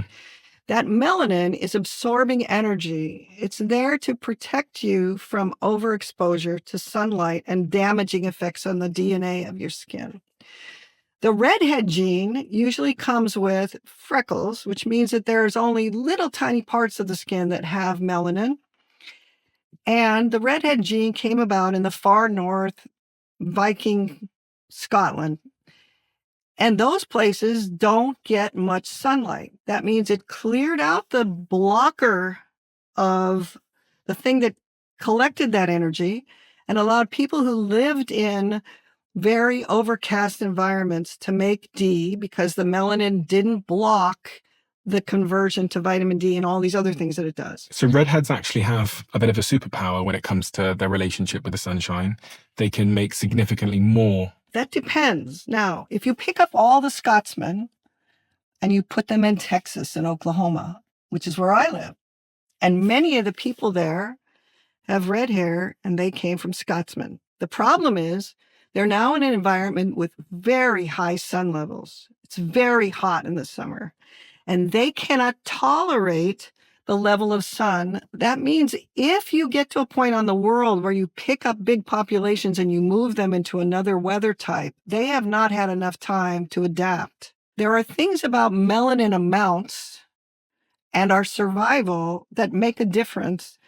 So I still recommend that supplementing with D is not the whole answer. Supplementation in and of itself is not what we want. What we want is our kids to be outside much more. There are now new learning environments for kids where they're out in the forest, where they're not enclosed in schoolrooms. There's some interesting stats I found, which says that 90% of Americans spend close to 22 hours inside every day. That was from USA Today. And roughly 20% of Americans never go outside, regularly spending 24 hours indoors.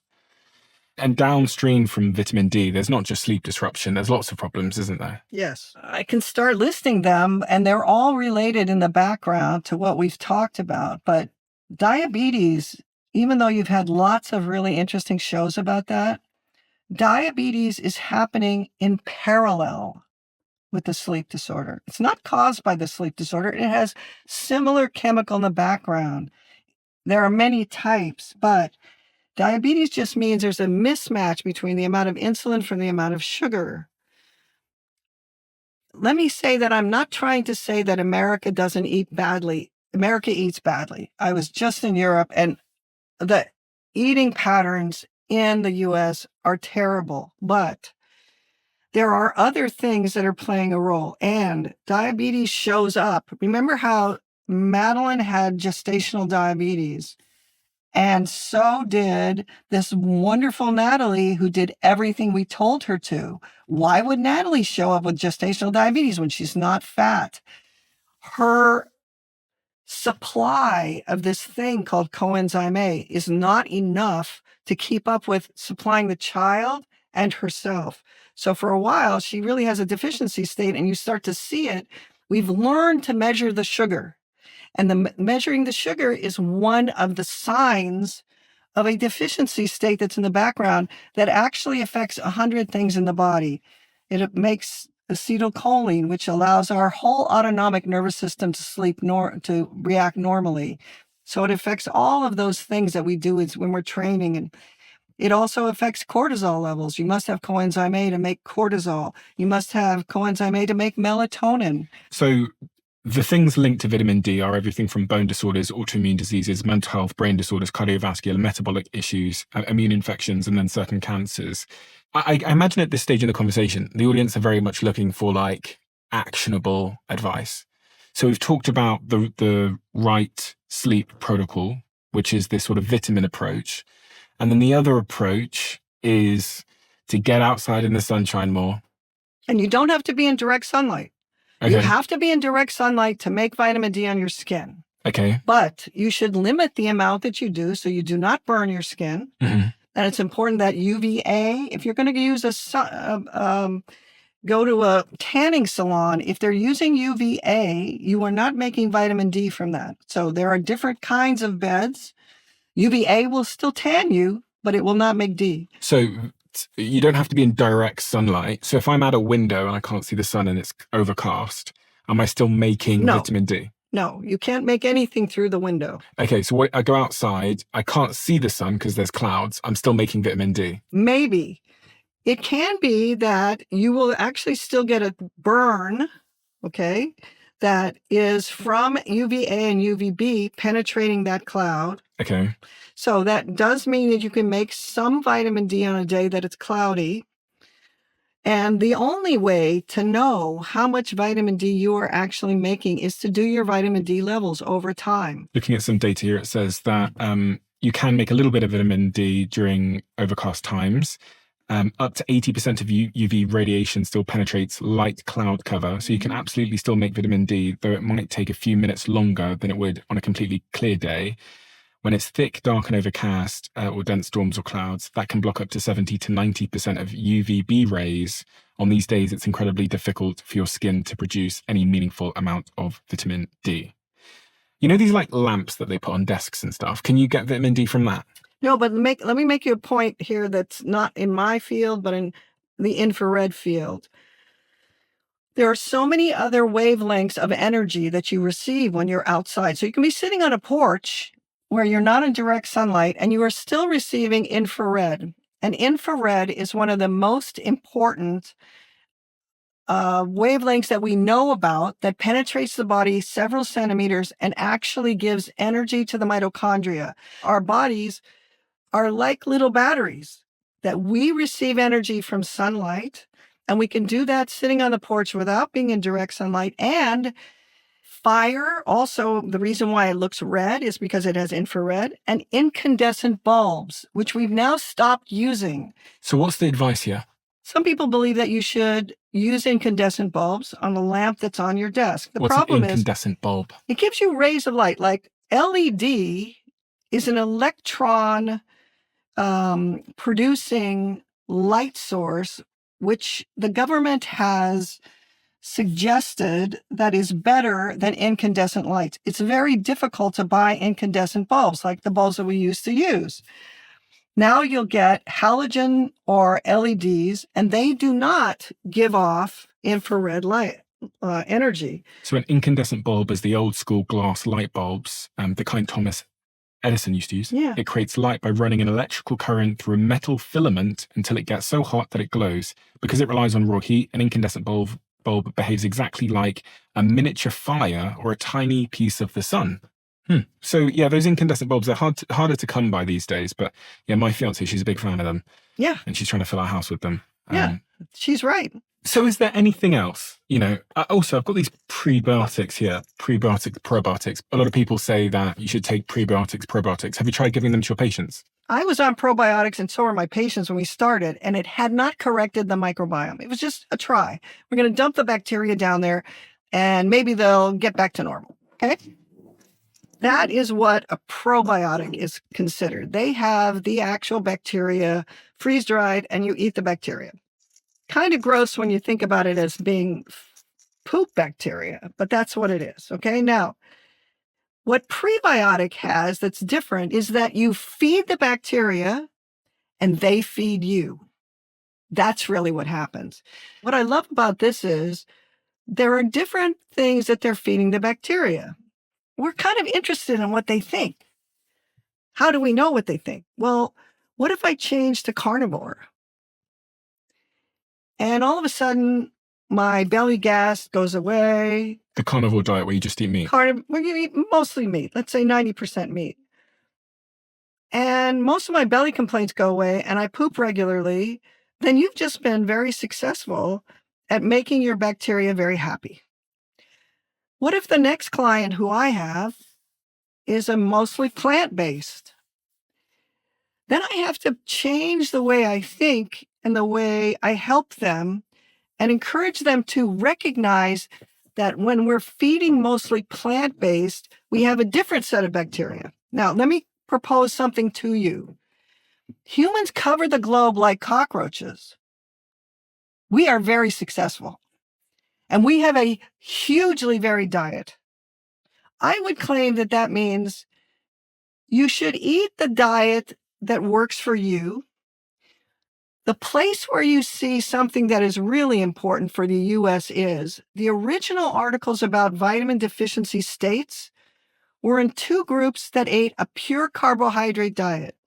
So the claim right now for most of the people that are interested in healthy diets is if you eat a fully carbohydrate diet, you're set up for failure in a million different ways. And then they talk about the diet you should eat. There are two incidences from the 1940s where the first vitamin deficiency states were described, and both of them turn out to be purely carbohydrate diets. One of them was in the Japanese prisoner of war camps and the Bataan Death March in World War II, where they had rice. That's it. And they're outside all the time. They're not vitamin D deficient. They're discovered to have beriberi. And beriberi is an old disease described in Japan when you take off the rice casing. So ultimately, they gave back meat and vegetables, and beriberi is described as heart failure, non-healing ulcers of the legs, bright, shiny red skin and burning in the feet that we see in the elderly in the US all the time in the hospital.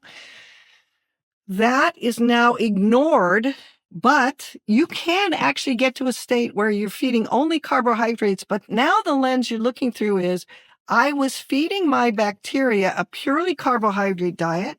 I therefore selected for bacterial populations that were not producing the B vitamins that I needed. It's seeing it through a slightly different lens. The same thing about pellagra, which is actually a niacin deficiency in adults and children that were institutionalized in the South of the United States in the 30s and 40s and fed corn gruel as their only food. So there's still a piece of information there that is your diet absolutely affects who lives inside you. And once you have a purely carbohydrate diet for many years and you're D deficient, it is very likely you're going to have to do something more aggressive. Either change your diet and do fermented foods and change to a meat and plant diet. And you're going to have to watch what your body does. And if you're not able, and my claim would still be the sleep that you have should still be your best measure of whether you succeeded in what you'd like to do. And again, to track your sleep, there's lots of different ways to do that. Obviously, none of them are perfect, but you can buy sleep trackers and those kinds of things and see how you're doing. Yes. And I would also say, use your sleep tracker. I don't use mine regularly because I get obsessed by it. I start to think, oh, I only had an hour and a half of REM, I'm dying, and I just get spiraled downward. Okay. So what your body is saying to you is still very important. I didn't have sleep trackers when I was seeing all these things that were happening to Madeline and Natalie. I would listen to what they said about their sleep.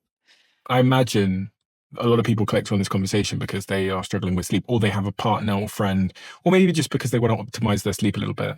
And what I've really taken away is that a lot of sleep-related issues start in the gut microbiome. Yes. So we want to try and fix the gut microbiome. And how we fix the gut microbiome can be dietary.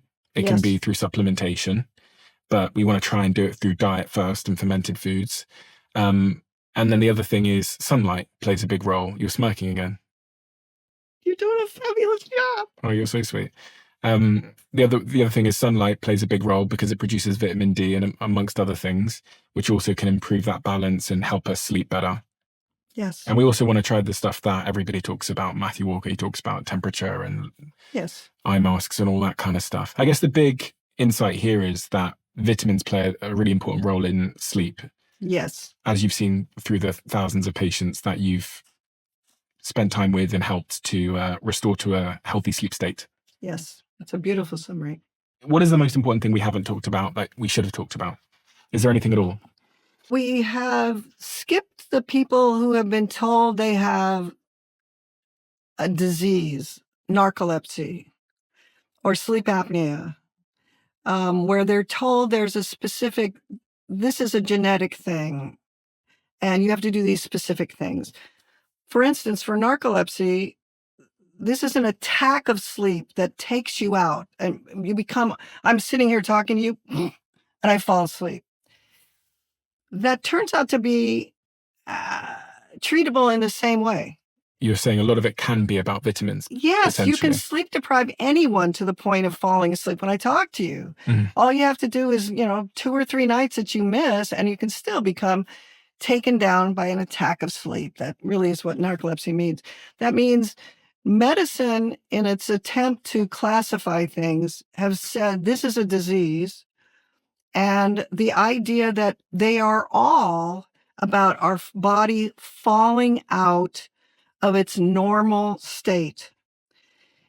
What's different about people who have that a specific diagnosis like sleep apnea and narcolepsy is they are unlikely to be able to cure that with going outside and kimchi. They are at an end stage. Your body was really set up to be able to deal with different diets, getting up in the middle of the night, take care of your baby, traveling long periods of time, all these stressors that we've had for the last 300,000 years. It was set up to do that and to get back to sleeping again. And people lived for long periods of time. That wasn't the average, but there were people that lived to be 75 years old 20,000 years ago. That means that's the best we can do. If you have a disease of your sleep switches, you are really severely affected. And my experience would say that that person is not going to be able to approach it by just going outside and doing kimchi. That person is going to need some extra help. And they're going to need sometimes professional help with someone who's seeing it through this lens. Because they go through changes. For instance, when you get them a little bit better so that they're sleeping at night, they actually start to have nightmares. What that means in a setting like that is they've actually gotten into REM sleep, but they haven't gotten perfect chemistry so that they sleep through the REM phase, finish up, go into light sleep, and then go to the next. They've awakened, so they can't keep themselves in REM. There are transition states where they actually feel like they're getting worse. So there are all sorts of things that I've been able to see that are not talked about at the sleep meetings, that are totally fascinating, that are halfway better, and that people can cure their narcolepsy. I have one gal right now who just called me to become a client. She has narcolepsy, and she has completely cured herself by using nicotine patches around the clock. Why? Because there is only one drug that duplicates acetylcholine completely, and it's nicotine. So she stopped smoking and she uses nicotine patches. Nicotine is the duplicate of acetylcholine. Acetylcholine allows us to focus, pay attention, be distracted, and come right back during the day. It is in control of our ability to concentrate. At night, it allows us to get into REM sleep. That one chemical does wake and sleep, does it in different parts of the brain. That means she is using something that has been terribly vilified. Tobacco is considered to be the cause of all evil. It turns out, oddly enough, the guys with Parkinson's disease who smoked throughout the last 30 years have been shown to do better because Parkinson's disease is an acetylcholine deficiency state first. To give a bit of background on, I guess, the problem we've really talked about, I have this little paragraph here which I thought summarizes the nature of the problem and the sleep epidemic. It says, while industrialization first disrupted our natural rhythms by moving society indoors, the true explosion of sleep disorders occurred in 2 modern phases: a medical boom in the 1980s and a digital epidemic in the 2000s. In the 1980s, the formal recognition of sleep medicine and the intervention of the CPAP machine diagnosed millions with obstructive sleep apnea, sparking a surge in clinical treatments. The medicalization transformed into a cultural crisis by the 2000s as sedentary indoor lifestyles starved us of natural daytime sunlight. Sunlight exposure is vital because its high intensity brightness resets the brain's master internal clock and suppresses daytime melatonin, which establishes a definitive biological countdown for deep sleep at night.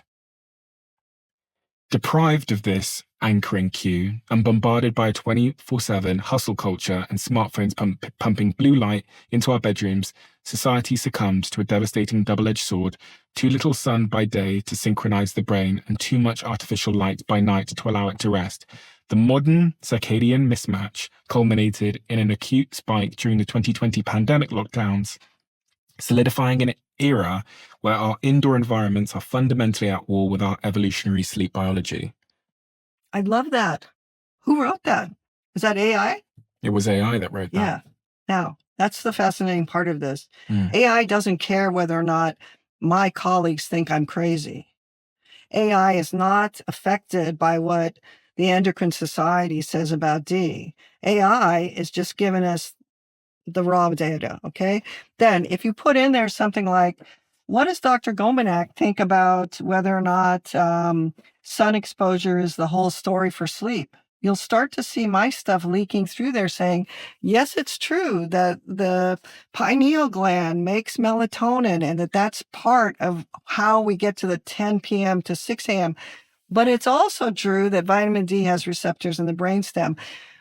That means that we are at the edge of about a big change where some of these ideas that we talked about today that are very deep and very wide are going to be there available in a beautifully written way by AI. And I think in this particular case, we've jumped around medicine and its craziness and its conservative feeling. It's been taken over by an electronic thing that's not affected by our cultural ideals of who's smart and who's not. What is the central idea that you believe that most of the mainstream industry don't believe? I will do as you say, and I will ask the AI. Most of the sleep disorders, including sleep apnea, narcolepsy, all the ones that the neurologists have described, are really related at basis by D and multiple things that are made by the microbiome, that the microbiome and the D deficiency are very much linked, and that there are hundreds of things that are playing a role in our sleep switches that are supplied by the microbiome. So I'll summarize that as, are many of the sleep disorders caused by the microbiome? I'm using Gemini Pro, which is the most advanced model. I always use it for fact checking and stuff. So it says, you are completely wrong. I'm joking. It doesn't say that. It says, yes, the connection is massive. While we can't say the microbiome is the sole cause of every sleep disorder, scientists now know that a damaged gut is a major hidden driver of poor sleep, because both the melatonin pipeline starts in the gut, manufacturing the calm down chemical is in the gut, and the cortisol alarm system is linked to the gut. The trickiest part of the microbiome sleep connection is that it is a bidirectional loop. A bad microbiome causes poor sleep alters the microbiome. So while anatomical issues like a narrow airway causes sleep apnea, or light mismatch like the lack of near-infrared light play huge roles, fixing chronic insomnia often requires healing the gut just as much as fixing your bedtime routine. The lack of near-infrared light. That's amazing. Medicine will not be talking about that anytime soon. It's too wacky. It's too woo-woo. And yet, that means those ideas are available to us. We have a closing tradition on this podcast where the last guest leaves a question for the next guest, not knowing who they're leaving it for. And the question left for you is more, I guess it is a question. It says, describe the best day of your life. I'm going to have to stick with what pops into my mind first, which is relatively recently. We were in Sevilla, I think. And it was very hot. And my husband and I have been traveling for 3 or 4 weeks together, which is the longest time we spent together in a long time. And we were sitting playing canasta outside underneath an umbrella that had little misters. And we were just sitting there playing canasta together. And it was not about accomplishment. It was about having this marvelous circumstance where we're just hanging out together and having a very pleasant time together. That was my best day in recent memory. Dr. Stasha, where should people go to learn more from you? Dr. Gominak, no period after dr.com. And I have a YouTube channel where I have a whole series of 50 things called sleep chats, where I talk about if I have carpal tunnel syndrome, will Right Sleep program help me? If I have this, will Right, and why? I'll link all of that for you below, so everybody can go to those resources. They'll be linked in the description below of this episode. Thank you so much. Thank It's been you, wonderful to talk Stephen. about. It's been fantastic. wonderful.